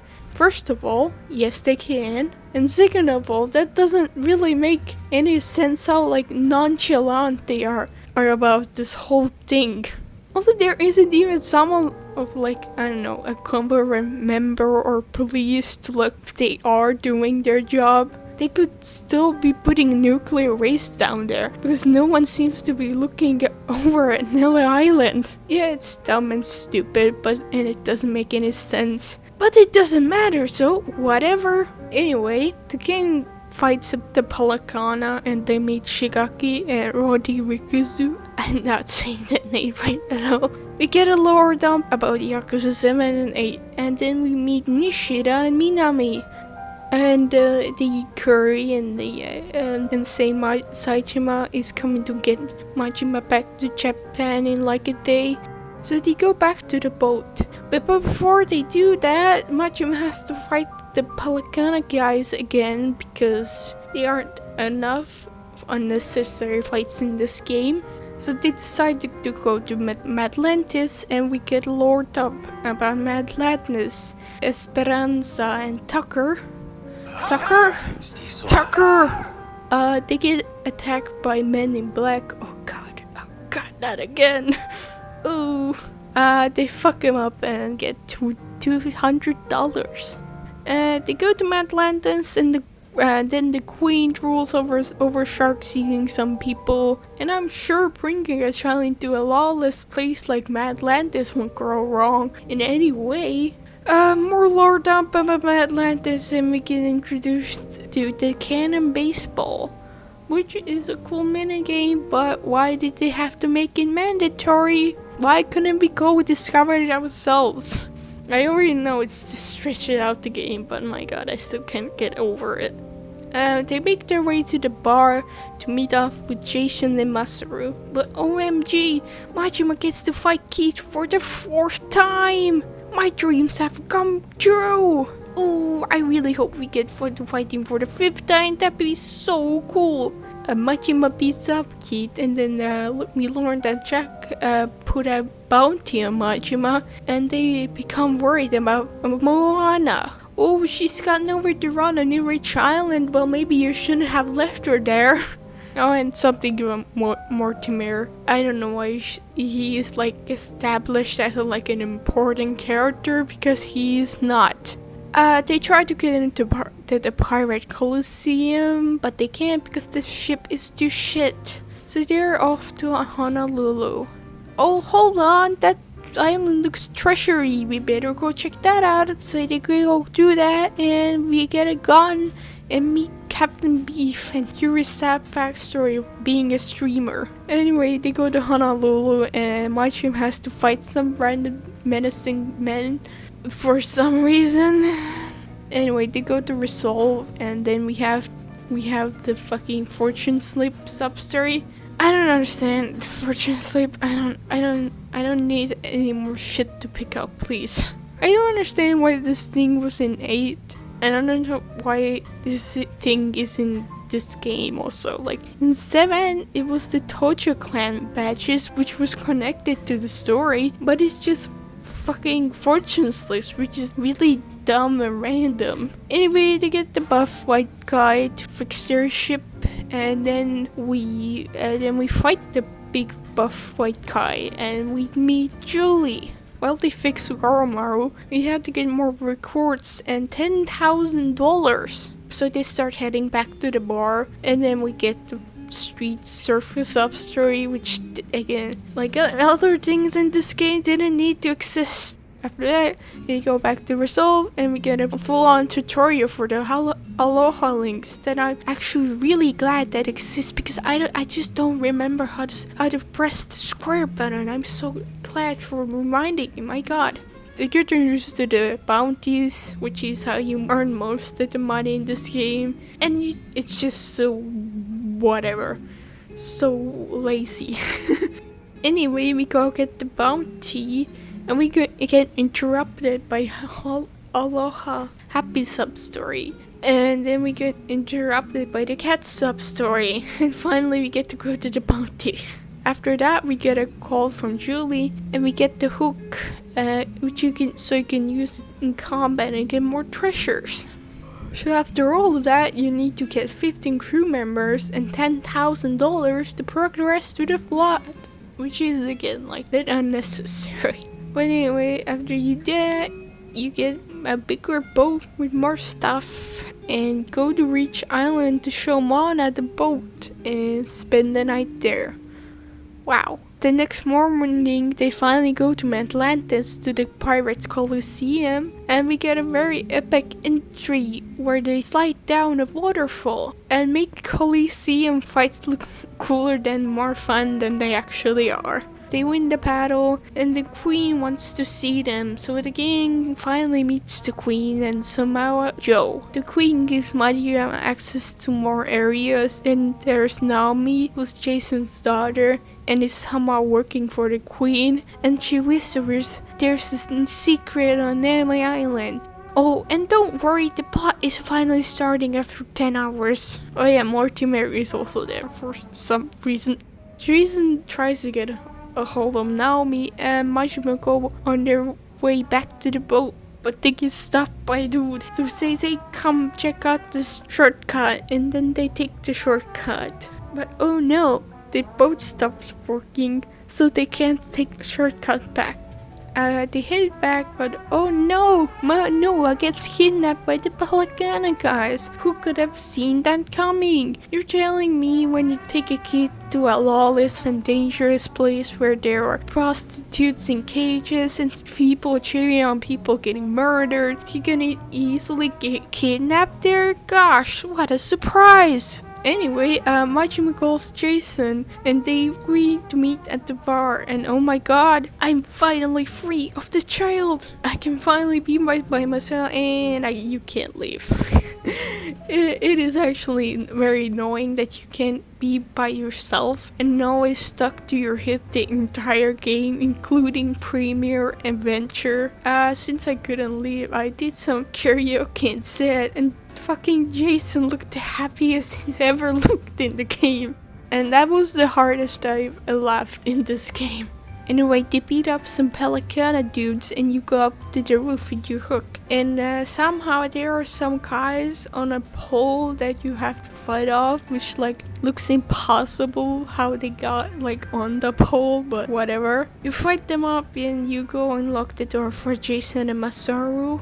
And when fight more Pelicana dudes. And then like 10 dudes come up with like machine guns, and Majima deflects all the bullets, and then they throw grenades, and Majima fucking throws his sword to deflect them. I know Yakuza has bullshit like this, but this is a bit much, isn't it? We had deflecting bullets before, but that was like with one gun. It was like that was a single bullet. This is like 10 machine guns and like also grenades. That's not even a bit much, but it's a bit a lot. Anyway, whatever. They go and save Noah, and we have a very underwhelming boss fight, and then the dude jumps through a fucking, I don't know, a 30 centimeter stone wall and swims away. They go back to the bar and figure out what the heck is going on. Noah doesn't seem to be affected in any shape or form, that he just got kidnapped.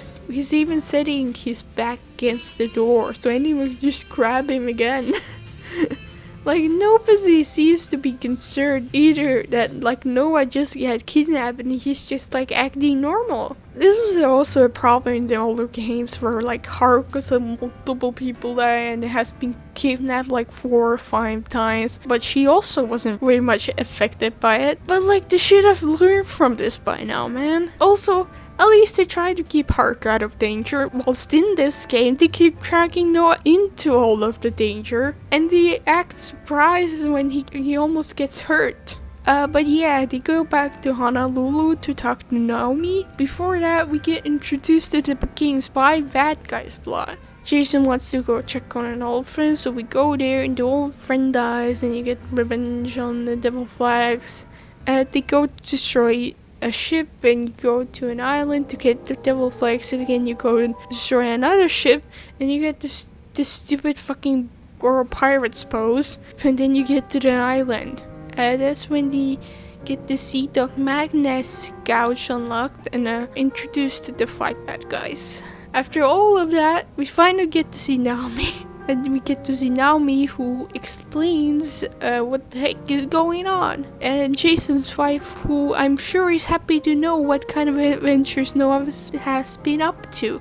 And that's chapter 2. It is fucking absurd how fucking long it is, my god. And how much like filler bullshit is just shoved into your face. And still, like, it feels like nothing has happened.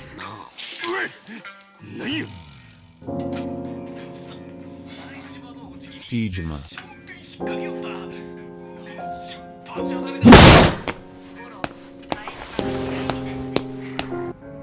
So we learned from Naomi why the Yakuza are on Nella Island and the treasure is also there. And the queen asked Majima to go find it. But Majima doesn't want to share the treasure, so they go back to Alien Island to find the answers from Shigaki. Before they do that, Captain Beef introduces the boss Substory.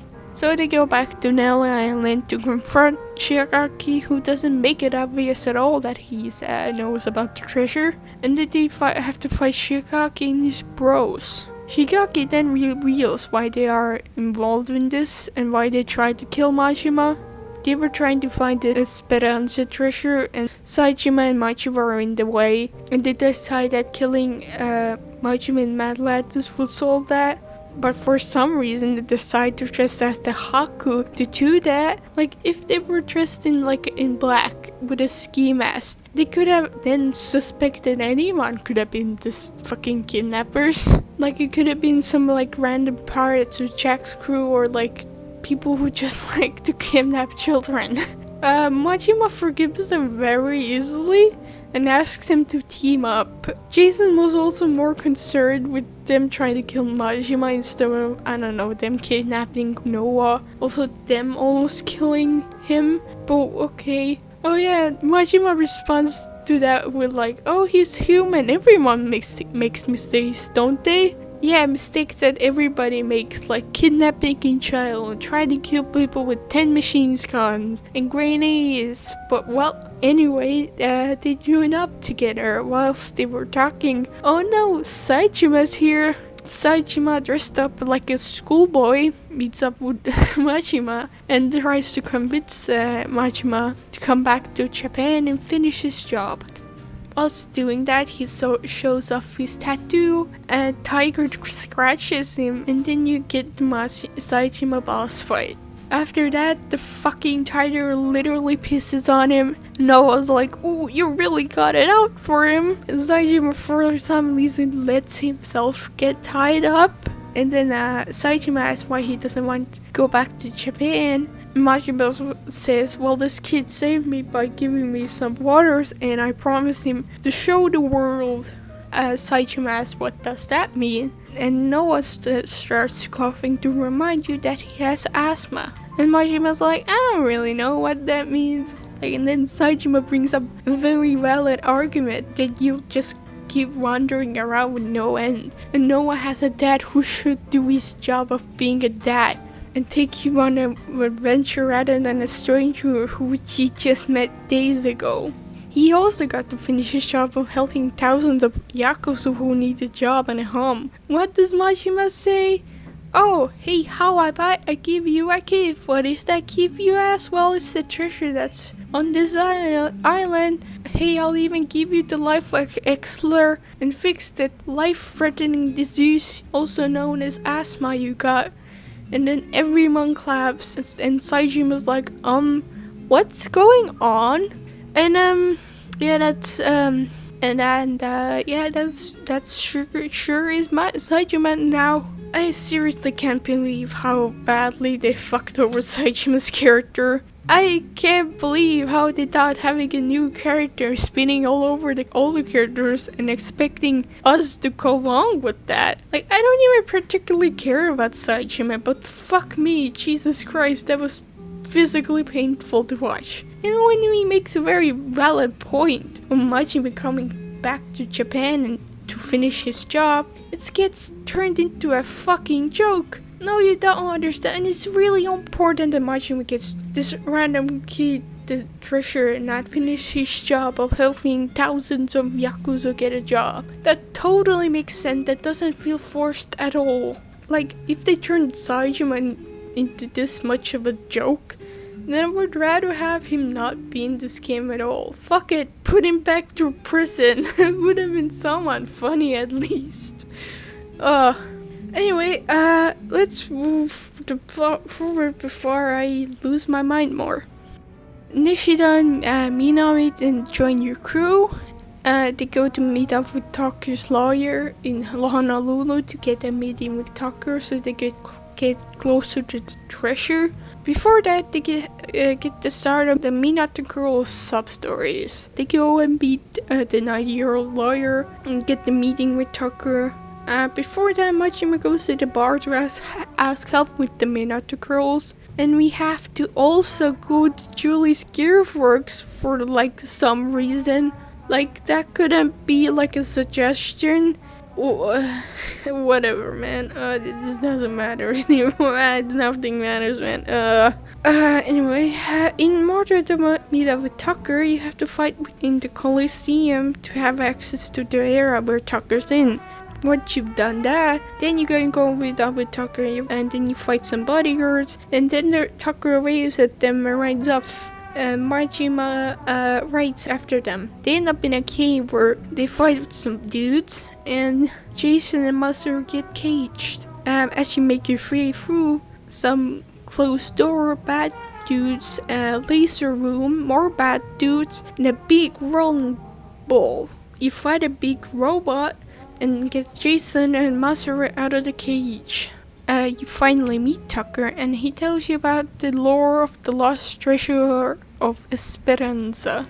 They go back to Nell Island to hunt down the heretic village. Saijima is just there and he's just on board with everything now.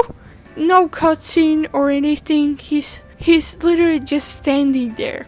He's just part of the gang now. Okay then. He's okay, whatever. Anyway, they go talk to Shigaki, but then we get interrupted by a weird slow-mo shot of Rodriguez for some reason. It's just really weird.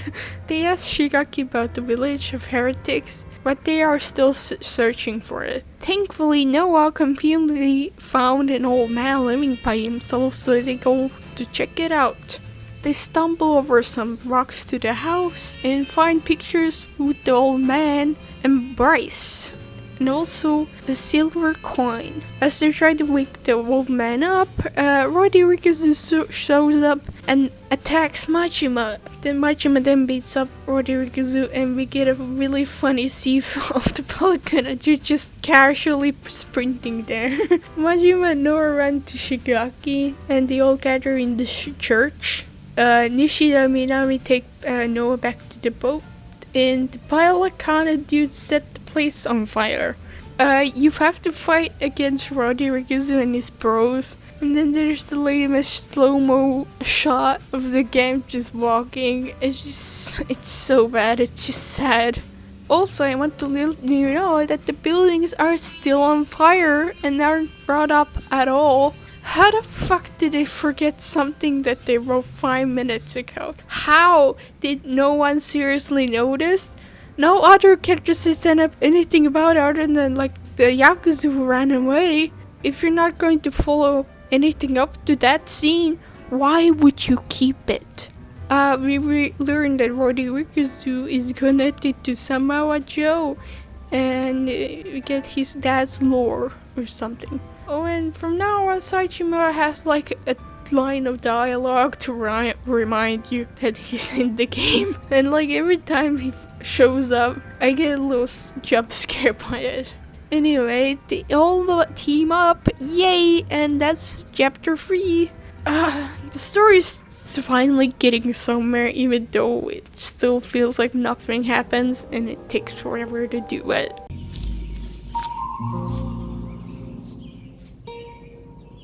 What the fuck is this piece of shit? They go back to Atlantis to get Tucker to help them find the treasure. Majima convinces Tucker to come with him, and they start heading back to their ship, but Mortimer and Samawa Joe show up and says you can't leave with Tucker just yet, otherwise the game would end too soon. I mean, without the old man, you'll never find the treasure, and you can only leave with him if you beat Mortimer. Also, like, doesn't Samawa Joe also find the treasure, so why aren't... like, this doesn't really make any sense. But whatever. Majima then goes back to his ship and has a little speech. Before you can go fight Mortimer, you can fight in the Colosseum, and after that, the Colosseum receptionist says, go get the good cans in Honolulu. So you go back there and Jack and Keith are dead. Holy shit, we get to fight Keith for the 5th time? Oh, if only I get to fight for the 6th time. Oof. After finding like 200 dudes, we get to fight for the 6th time. Wow. I ran out of things to say for this bit. Anyway, then we see Jack coming down with his ship, and he starts shooting his cannonballs at people, and he even hits the resort. Where are the Coast Guards and police, you might ask? I don't know. Why would you ask questions about this game? You're not supposed to ask questions about this game, you know that already. Stop asking questions, my god. Huh. Anyway, they beat Jack up, and he's never mentioned again. And if you go back to Honolulu, everything is exactly the same except the buildings that got hit have some like tarp over them, which is really lazy. Hey, remember when Lee's car gets blown up and the area which that was in was closed off and people were talking about it? They couldn't be bothered enough to to close off the area or like have people talking about it or like have like police there. Like it feels like there's like no serious consequences to anything anymore, man. God.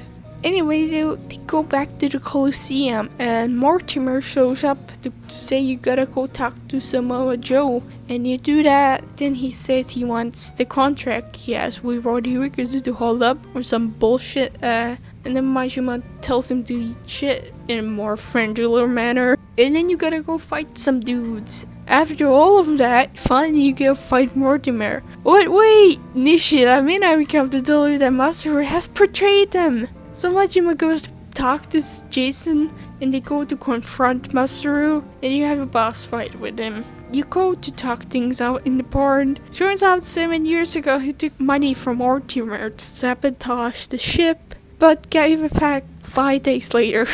And then they make up and shake hands. That was a conflict that they introduced and solved within 5 minutes. Anyway, you actually can finally go to fight Mortimer now. You have a ship battle with him, and then you gotta fight his crew, and then you gotta fight him on the pole, and then you gotta fight him on the ground, and after you beat him, you go talk to him. Then he gets shot to death, and they let the guy who shot him have a line of dialogue before Masaru tackles him.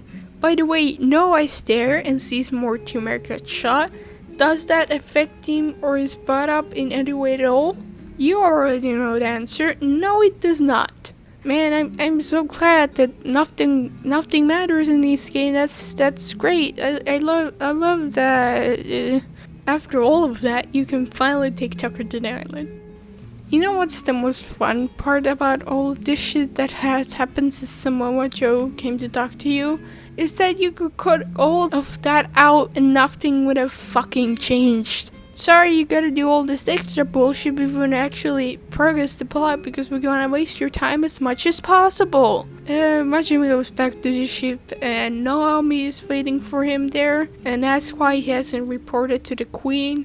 She warns them that the betrayal is met with death and fucks off. They sail off to Nella Island and Tucker, Rodriguez and Shikaki get a bit into a fight and Majima ends that dispute by saying if they don't find the treasure, he'll start cutting up fingers and makes a whole ordeal about it. This is where Majima starts acting somewhat like Majima, but it's out of character for this game's Majima. Because when they asked him to kidnap Rodriguez to get info, he's like, hey, let's not do that. And it's just like kind of conservatively against things like that. This is like the quote-unquote final showdown, and it's to get them all to work together and know this is serious. But he prefers waiting to like kidnap me before, so what's the hurry now? Now you wanna start threatening with cutting up fingers but not before? It's just kinda weird. Also, they're all just fine with your child hearing this. Anyway, they work together to find the location and go there. They then shoot cannonballs out of my laser cannons. It reveals an opening. But then suddenly the big squid wakes up. Yeah, you have a boss battle with the big squid, and after they take it down, it grabs Majima and takes him into the water. Majima gets a flashback, and we get the big reveal how he lost his memory. So his boat gets attacked by the big squid, and he attacks it. Then he gets like tapped and lightly hits his like head, and that's the big reveal that the game has slowly been coming towards. Majima goes to attack the squid and we get a black screen and then cut to Majima on the boat. I cannot believe what the series has come to be. The older games have some of the stuff, but nearly not on the same level. And I've never been a big fan of that either. Like Castle coming out of a castle, fighting tigers, fighting a big ass bear, big ass shark. In it, you also fight a big squid, but you can say that was like a part of Ichiban's like schizophrenic or imagination. And also, that wasn't a crucial part of the game's story. It's just kind of a wacky boss fight. But in this, how does Majima lose his memory? He got attacked by the big fucking squid. This is like in the Breaking Bad, where there's also been like unrealistic stuff like the meth explosion and such, but overall it's like a serious crime drama based on the real world. This is like if Breaking Bad had like an elephant-sized coyote attack their van, and that would cause Walter White to lose his memory. Like, I don't know what else to say about it. The way he actually loses memory is also so underwhelming. Like, he gets like lightly attacked by the squid and then hits his head. If you're gonna do this shit, then make it at least more like, I don't know, make it better than that, cooler than that, man. They also don't show much in killing the squid either, which makes this more underwhelming than it already was. Majima wakes up and says, "Did I beat the squid?" They're like, "You sure did, it was so cool. What did it look like?" "Well, who cares about that? We found the treasure." Also, I kind of find it weird that, again, that nobody asked him Majima, is he like okay? It's like he got squeezed by the big squid and passed out while fighting it, and like nobody asks or says anything about it. That's chapter 4. As I said before, you could remove half of what happens in this and nothing would change. And I told him, this is it. This is how it ends. They go inside the cave, and as they slowly go through the cave, Jason signs to Majima. I honestly thought they were covering Noah's eyes because there would be like some dead bodies, but nope. It was to surprise him with the treasure, and wow, they found the treasure. It's a bunch of coins, and we used models of the treasures, chests and barrels, and other bullshit, but there didn't seem to be the elixir of eternal life. And also learned that it's also known as Heart of the Dragon.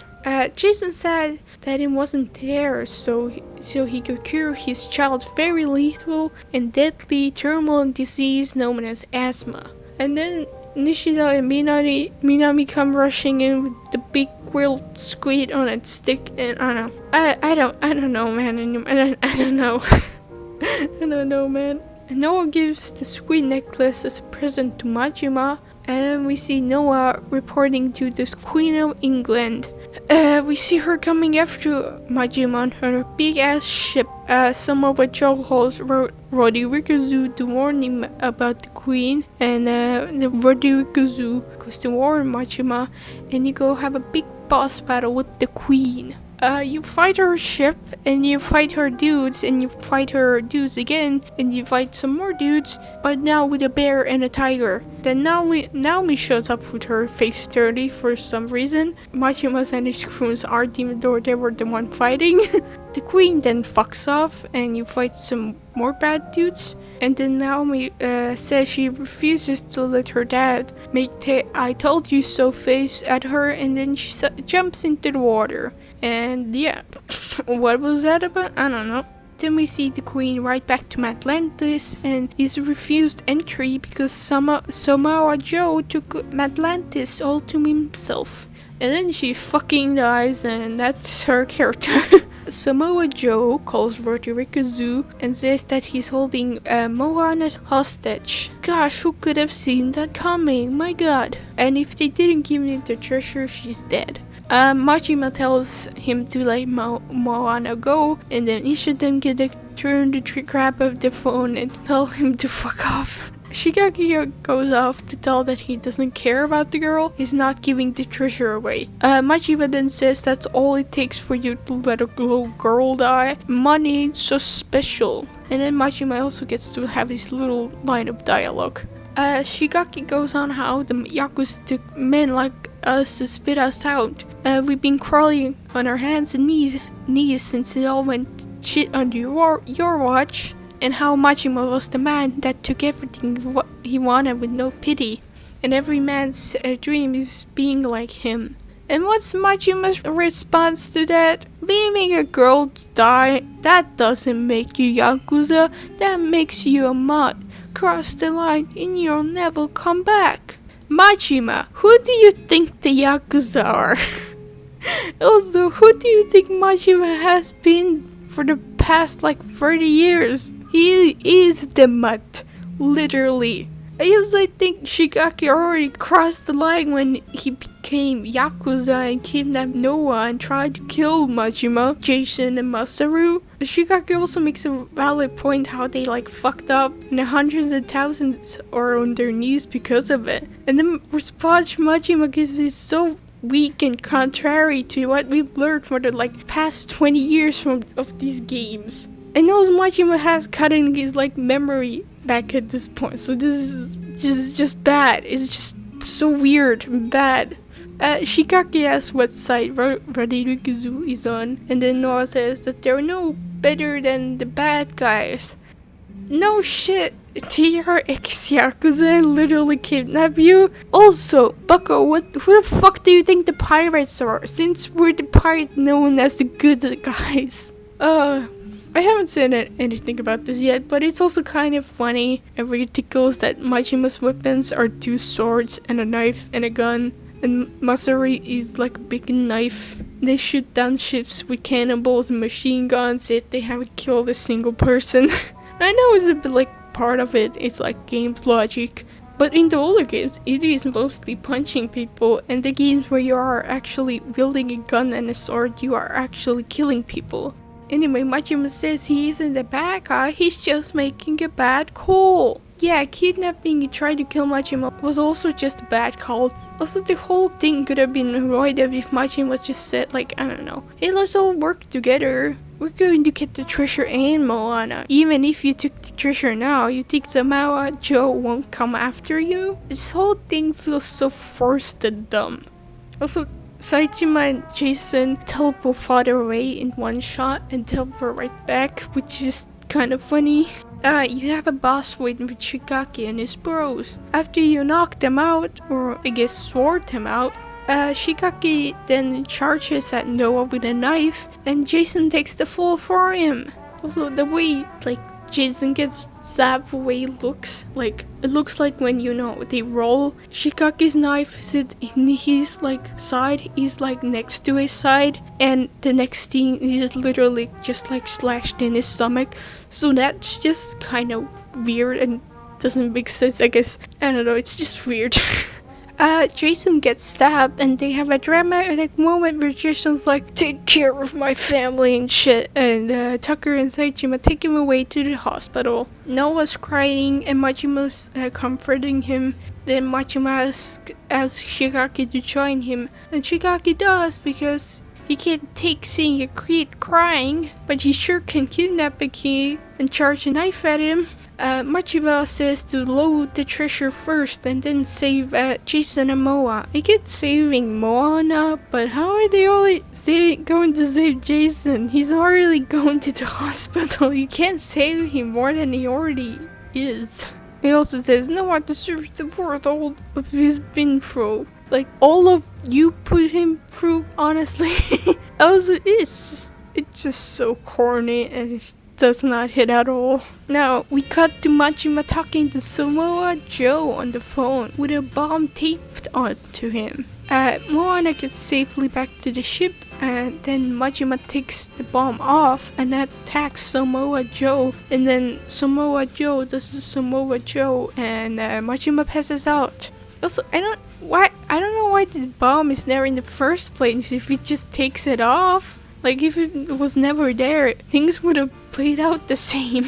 Then we see Samoa Joe laughing and Majima getting the shit beaten out of him, because that's the thing that Majima does, is get beaten up. Wow. Naomi and Saitama with his Majima's stupid fucking hat on rescue Majima and give him back the hat. And then Majima says, oh, to beat the guys up, and here around Naomi and Saitama team up and some other bullshit, and then Saitama confronts Majima with his memory coming back. And then Majima's like, well, Noah this, Noah that, Noah, we got my memory back, we couldn't stop adventuring Noah. It's corning for it's so bad.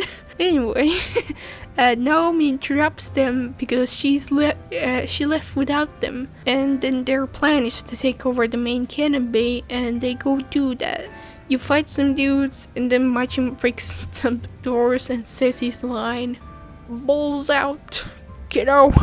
The whole gang is here, and they take over the cannons, and Noah comes back with the ship. And you gotta finally have the big fight, and Majima and Samoa Joe talk about some bullshit, and then you have the final boss fight. The boss fight is, I guess it's fine. It's kind of stupid in some part, but it's like, it's whatever. Majima beats Samoa Joe up, and he goes to attack Majima again, and Majima punches him into the water. Like, the punch is literally like like very far, and like he literally flies across. It's kind of stupid, but whatever. Majima punches him into the water here, and he gets eaten by a whale. And we get a cool shot of Majima walking back. We cut to the gang looking at all the treasure, and then Jason walks with his fresh stab wound, and they have a big family reunion. And Jason and Noah don't seem to mind that Shigaraki is there on any round at all. And then Tucker gives like a very corny and tacky speech how like friendship is magic and whatever, and they all take a picture together. We got back to Majima sitting in his chair telling the story, and Ichiban is also there for some reason. And we then see Rocky Rikuzu and Shigaki talking how the grandpa was throwing all the rocks around the house into the water. He was on the Esperanza back when they buried the treasure, and wrote it all in a journal before he passed away. We then see Jason and Masaru back at the bar looking up stuff about the heart of a dragon. We learn that it throws in the sperm whale intestines and looks like a rock. And they're like, hey, maybe Price had some of that. When we see all the true 100-year-old grandpa throwing all the rocks into the water. I definitely love how the series just has like magical rocks now in it. They just straight up explain how Price looks so young with like magical rocks. Oh my god. I don't know what to say anymore, man. I'm so tired. I'm so tired of this. We got back to Majima. There's Noah's there too now. And Ichiban doesn't believe that Majima fought the giant squid, even though he fought one himself, and they like pointed out too. So what? Okay then. They tried to think of any proof they got of the squid, and remember they got the necklace. I'm still kind of confused about the whole Majima telling his story. Like, why is Ichiban there? Why are they on like a movie set? Like, what the fuck is going on? And then you get the after-credit dance sequence, which I was just at a loss for words when I first saw this, and I'm still kind of am. It just comes out of nowhere like a truck. It's just so bad. Like, it was like more style that one fucking anime ending you've seen. And I had more like, I don't know, like the style of the like chapter cards where there's like cardboard cutout with like that, like on a stage. That actually would have been kind of cute, but instead you have like everyone, including the 85-year-old grandpa and the 200-year-old grandpa, doing a stupid dance to a stupid song that doesn't go with the rest of the game at all. Worst part of all this is that people are calling this like unironically peak. I can't even begin to understand. You get the post-credit cutscene where you learn that Majima was going to Hawaii to find the X layer of life for Kiryu, and some bullshit about dreams, or oh god, not again, dreams, oh god, not again, I can't take it anymore. Hi, it's been about a month since I recorded, and I got sick, so that's why I sound weird, so sorry about that. But anyway, you see Majima and Saitama go to Kiryu's room and start telling the adventure they went through, and it ends with to be continued, which makes me really worried of what the next game is going to be.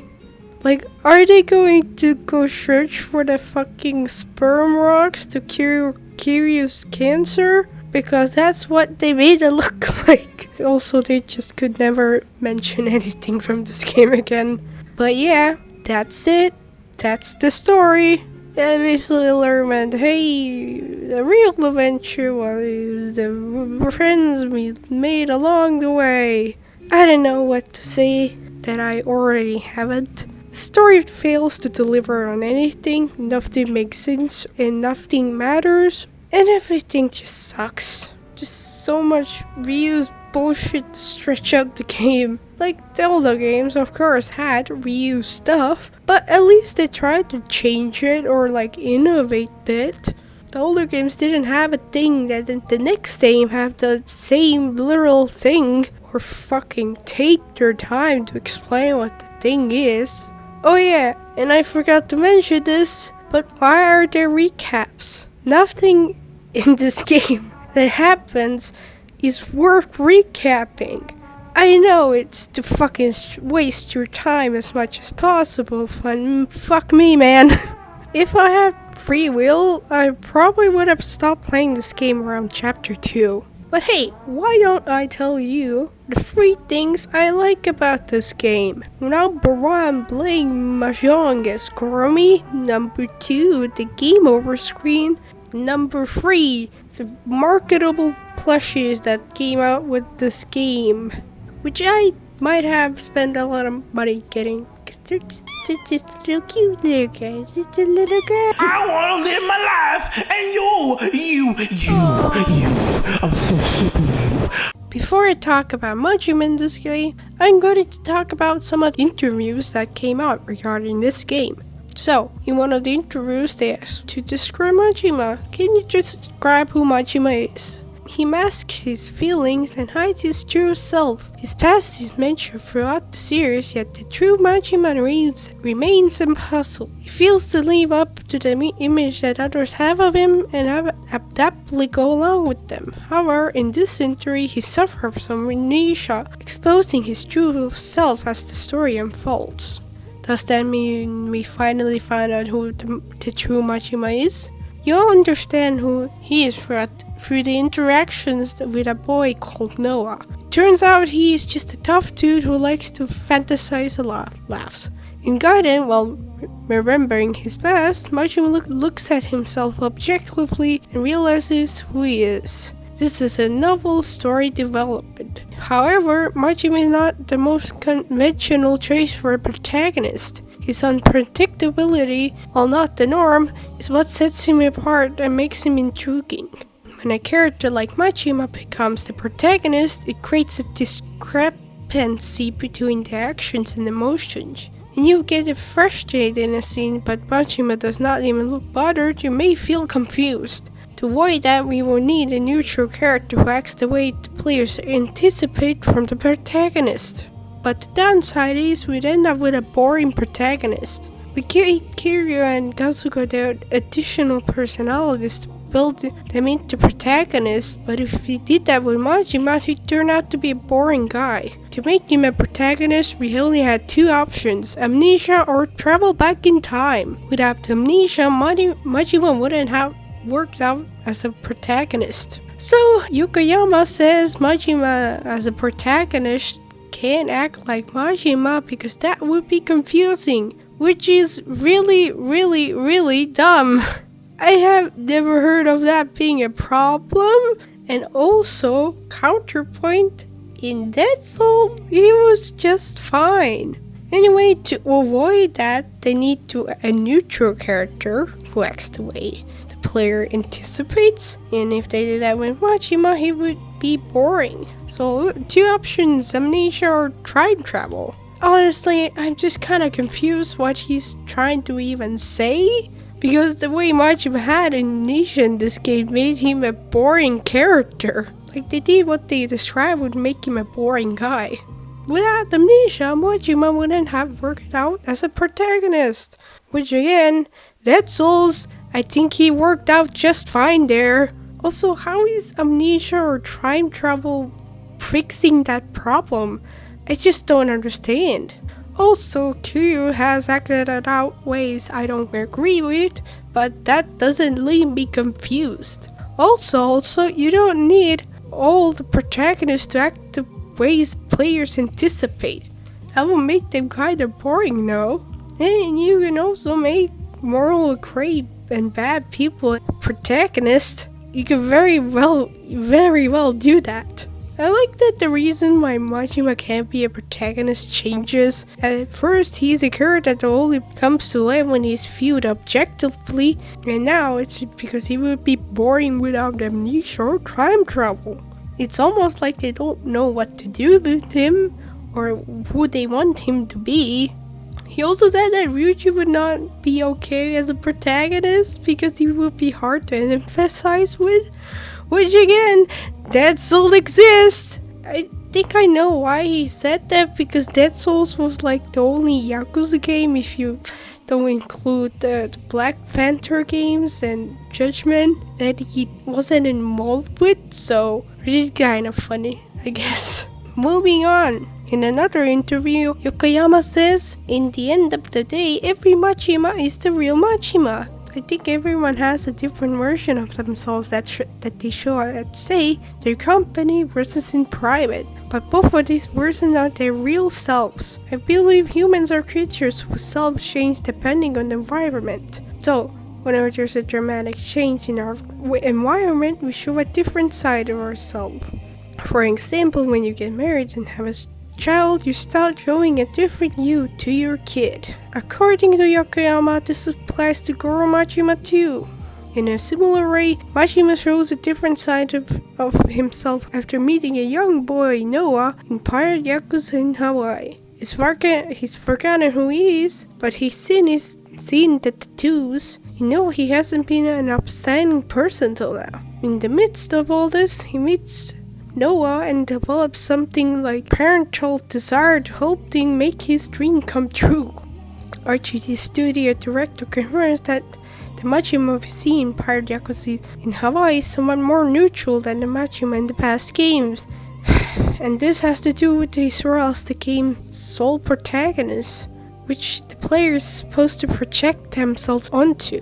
I mentioned this before, but Majima is a character whose heart is hard to turn into a protagonist. He is objectively crazy and he is an entertaining character, but his sensibility is very different to that of the average player, which makes him difficult to empathize with as a protagonist. However, in Pirate Yakuza in Hawaii, Majima has lost his memory, so he's more likely to get angry or sad at the same time as the player. He's portrayed as a fairly neutral character, especially at the beginning of the game. While acknowledging that Pirate Yakuza in Hawaii's portrayal of Majima definitely shows a new side to him, Yokoyama concludes that this Majima is the real Majima and the preeminent Majima is also the real Majima. So, I can agree that people show a different version of themselves when they're public or private. Both of these versions are their true selves. That's not always the case. But to conclude, this Majima is the real Majima and the pre-amnesia Majima is also the real Majima, and every Majima is the real Majima is such a cop-out answer. It just fucking screams, I don't know what to do with Majima or who he is, and I don't want to put any effort to explore his character. Every Majima is the real Majima. Are you sure? Because I thought he masks his feeling and hides his true self. And he feels like they need to live up to the image that others have of him. And adeptly goes along with them. Jeez, it's almost like you are kind of speaking out of your ass. In this game, they didn't show a new side of him or show his true self. They stripped everything that made him interesting and unique and made him a boring random guy. This interviews truly make my blood boil. Also, I don't know, I never have I thought that in the Yakuza game you're supposed to project yourself onto the protagonist because they have their own stories and names and I don't make their choices. So I don't understand where the idea comes from. In another interview, Yokoyama says Majima isn't actually that interesting on paper. It's that the voice and his moves that bring everything together. Surprisingly, he revealed that Majima's charm doesn't leap off the page immediately. When you're looking just at the script, Majima isn't really that interesting, Yokoyama admitted. It's only after you add that voice of his and those movements that paint the whole image of him that you realize, oh, this scene is actually great. His unpredictability presents as a unique challenge during development. As Yokoyama explained, he's the kind of a character that makes you feel unsure during the scenario stage. You end up wondering whether the script is entertaining or not. But despite those concerns, Yokoyama comments, Majima scenes always hold up well in the finished product. So he says that Majima isn't that interesting on paper, and surprise, if you had his voice and movements, then he becomes great. What? You're telling me that the actor who played the character played a big part in making them whole, and is what can make the character so memorable and great? Wow, that's crazy! And also, Kiryu, he has to be less interesting than Majima on paper, since he pretty much goes on the fucking same spiel of almost every game that he's in. And honestly, he isn't really that interesting on his own. It is his voice and outfit and moves that really bring him together and make him so iconic. And also, if you don't find Majima interesting on paper, then make him interesting. What's stopping you? You are the fucking writer and the guy in charge, are you not? It's almost like he doesn't care. He's not that great of a writer. Lastly, we're going to look at an interview with Chief Director Yosuke Hori.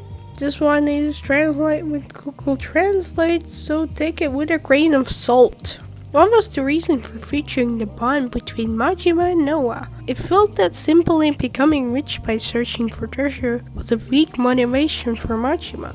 Majima is not the type of person who is strongly attached to money or power. I thought if there were no solid motivation for the actions of becoming a pirate collecting treasure, it would be difficult for the players to empathize with him. So when I thought about what kind of motivation would be good, I decided on a motivation of acting for someone else, such as showing outside world the boy who helped me or making his dream come true, which I thought would fit the theme that has been important in the Ryuga Gotoku series and add more depth to the story, so I chose this for. At first we decided to make it about pirates. I put together the plan and the point of the outline was already set. From the Koro pirates, right to Goromaru to defeat the enemy and it on a go? No, with a treasure hunt. Then when it came to how I had to develop the story, I consulted Furada, who was in charge of the scenario, and we decided the direction introducing and Noah and acting for him. And the idea is well that I'm not a fan of, but it could have worked out, but it's again this whole thing, the bond is so poorly done. This bond just takes the game away from Majima and puts it on Noah instead. While the scenario emphasizes the depth of the bond between Majima and Saejima, there are also many scenes that portrays Saejima, who has a rather uptight image, in a comical way. Was that your intention? Among the many bright members around him, I think Saejima is a character who is a little difficult to get along when you first meet him. If Saejima suddenly joined your team as a junior, you would be confused, right? Also, while depicting his cute side and the part where Majima instinctively trusts him as a brother, even though he has lost his mirror, there are some parts that incorporate a slightly comical description to help him fit into the core pirates. Wow! So, Saejima would be hard to get along with, so we decided to completely kill his character and make him a joke. Great job, guys! Wow! Have you noticed any change in the city of Hawaii over the course of a year?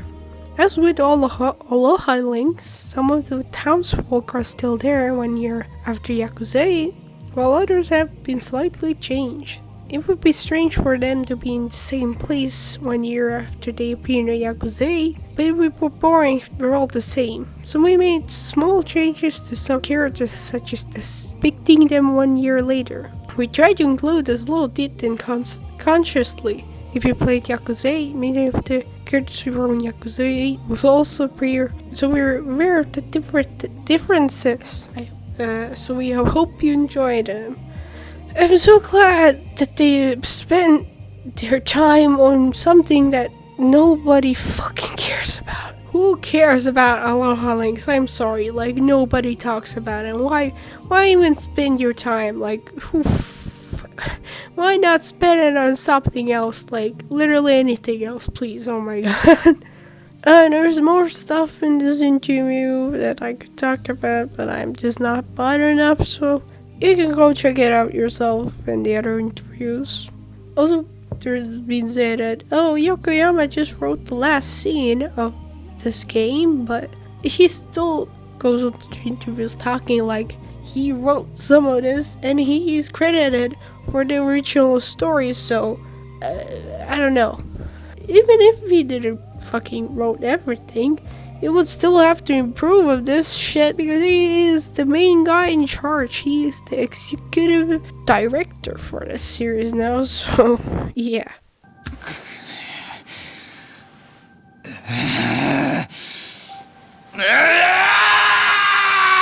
Oh my dear Majima, what did I do to you?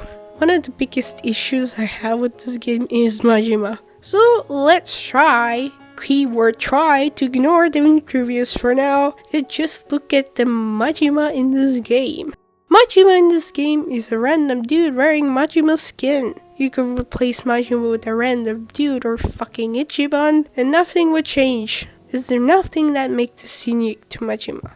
Everything that made Majima stand out and interesting has been thrown away. Because you can't have a flawed or morally grey person as a protagonist. Since we can't make anything actually about Majima, why not make it about a random kid instead? Everything about Majima is about Noah now. Even after he recovers his memory, it's still about Noah.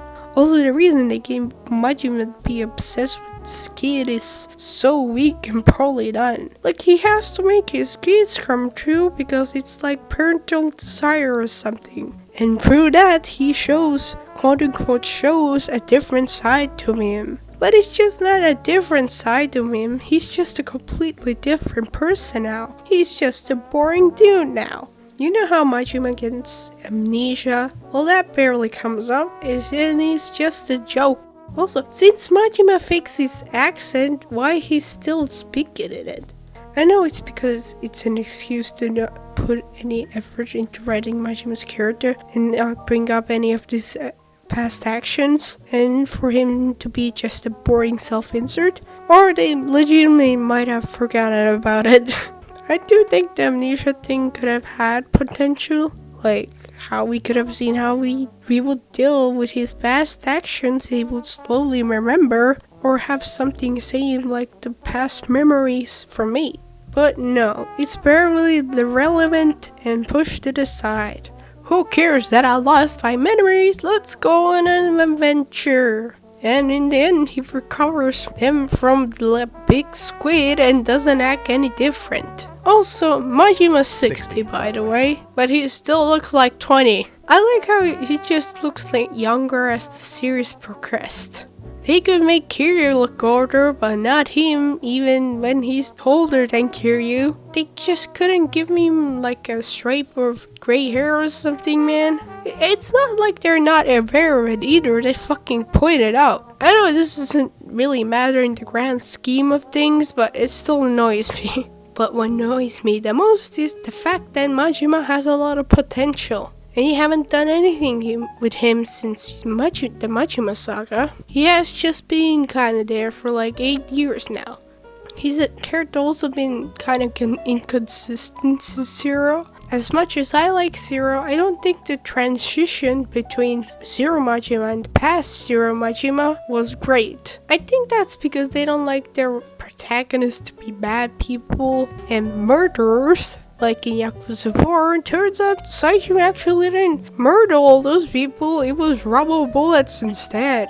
And the people who are murderers or done shitty things fucking die, which, oh my god, I can't tell you how much that annoys me. Like in Yakuza 1, Majima is obviously a murderer and insane because he almost beats a guy to death over nothing and has a knife as his main weapon. But in Zero, come on, you can't kill that assassin.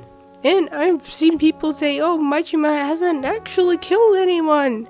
Sure, they haven't like confirmed or show him actually quote-unquote killing somebody, but come on. If he was going to beat someone to death with an umbrella, if Kira haven't stopped him. I'm also not a fan how after like Zero, they say Majima's whole mad dog personality is an act and he views to live up to that image and not others have of him adeptly goes along with them and yada yada yada yada. I do think that the mad dog side is a part of him, not in every Majima is the real Majima way since Zero. Why do I think that, you might ask? Well, that I say karaoke, and I'm not saying that as a joke, but that's just a bit of what I think. I don't know. I wouldn't really know how to describe him either, but I just don't know how to describe people's personality or describe my personality, even if a gun was pointed to my head, so... But, yeah, I don't know. He is also just a complex character. Whoa, crazy, I know. He has changed throughout the series, for the better or worse. I'm looking at you, Yakuza 5. What overall point I'm trying to get at is, if you can make most games about Kiryu, then you can make one game about Majima. You can make an interesting game about Majima without amnesia or time travel, serious or not. Whether it's about exploring his character or who he is or just him doing whatever. You can make a game with him that's good and interesting. And if they didn't want to make a game about Majima, they just could have made an Ishin style game. And again, I can't tell you how much it hurts that they didn't do that. Too bad, they just kind of don't care anymore. We can make a game that's actually about Majima. He's complex, flawed, and not too creative a person.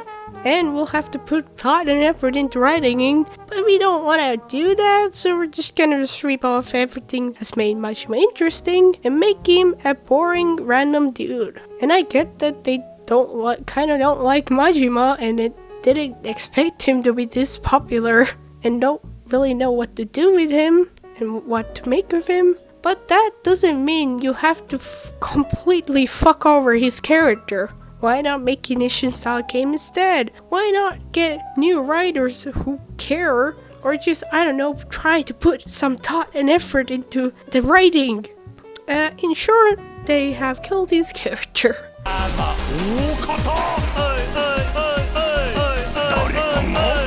The Yakuza series as whole has had a messy and kind of bad story since the beginning. Especially when you consider that the story is a big part of the games and one of the reasons when people play this game. Every Yakuza game has some dumb bullshit in the story that can make you slightly scratch your head to banging your head against the wall. I'd say some of the series stories on the same level as Resident Evil stories, and you're not playing those games for the story.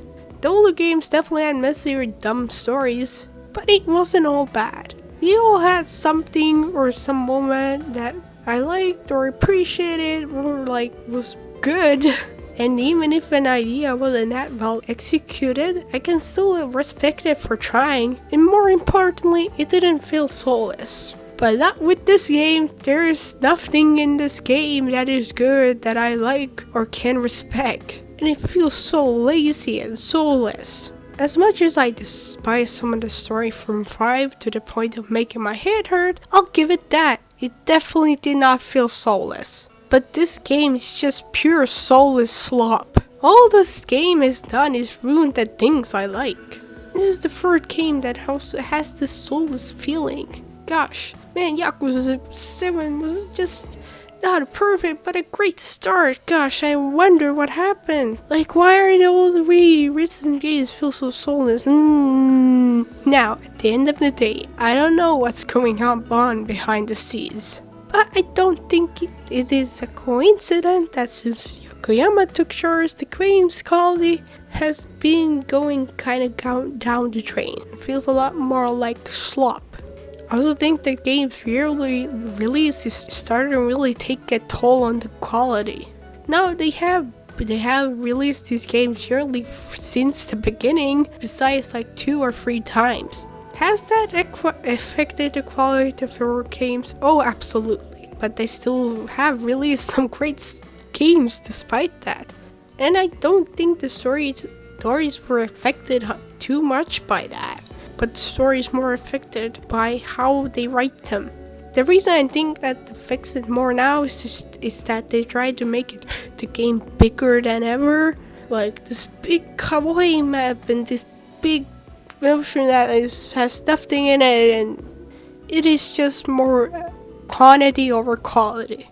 I'll happily wait 3 years or more if I know the game is going to have a great story, characters, and gameplay, and it's just overall a good game. I've seen this game being compared to Dead Souls. This game is like the Yakuza Dead Souls, but canon. Which, how dare you? How dare you make that comparison? How dare you even say their names in the same sentence? Yakuza Dead Souls has a better story than this. Yakuza Dead Souls has better characters than this. Yakuza Dead Souls is more fun than this. Yakuza Dead Souls has better emotional moments than this. Yakuza Dead Souls actually takes Majima seriously than this game. And fuck you, Yakuza Dead Souls has better combat than this. And more importantly, Yakuza Dead Souls isn't canon. So don't you dare compare this game to Yakuza Dead Souls. I'll get you. Oh. The reason why I'm making this video is because I really do care about this series and I want it to be good. But they just seem to be going into the wrong direction. Yeah, what do you mean you're upset that the series you spent hours, hundreds and hundreds of hours playing and hundreds of euros getting the games and merchandise has gone to shit? That doesn't make any sense. I wouldn't have gotten out of my way to go get them all and play them all if I didn't care. And hey, I still wanna go play like the original Yakuza in English and play the original PS3 version of some of the games. Also, I don't know like 10 Yakuza Dead Souls copies for this series to be shit, alright? I've said this before, but what frustrates me the most is the potential that these games have is massive. But they choose to make slop instead, and I don't think that's going to change. The series is doing better than ever, and they have more budget than they had ever before, but they still choose to make slop because people somehow love it. Now I don't think that, the reason why all these games are shit now because it's the new fans, it's the old fans, or it's because of Yakuza 0, But that's just not true. Hey, look at me, I'm a new Yakuza fan. It's been a little more than a year since I started playing Yakuza 0, and I played all of them now, and I hate most of these games. But I do think that the Yakuza fan has a large toxic positivity problem. RGG could serve them shit on a plate and people would eat it up and defend it. I still have some hope if they keep releasing worse and worse games, the people start to notice, or even after some time people look back at these games and realize, hey, they're not that good at all. In the future game, even if they wanted to try to make something good, I don't even know what they could salvage with all the characters, because they fucked up Ichiban's character Nate, so the best thing would be to start over with new characters and story if they truly wanted to make something good, because the things that happened in the past game and this game would just drag the story down.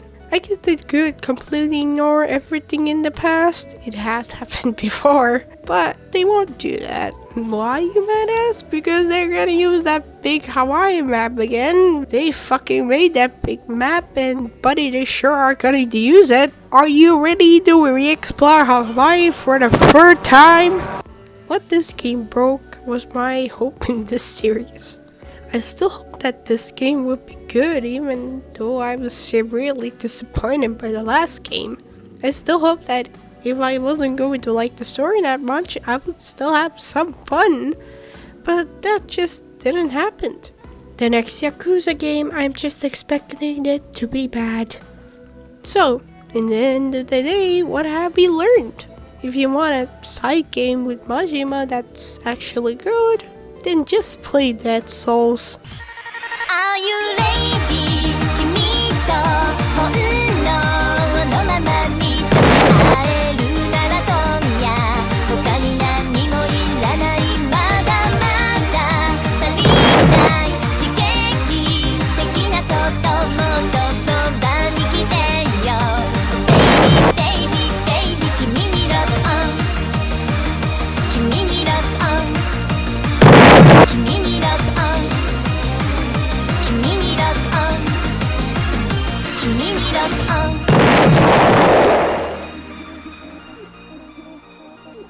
Hey, if you watched this all the way here, then thank you so much for watching. It really means a lot to me.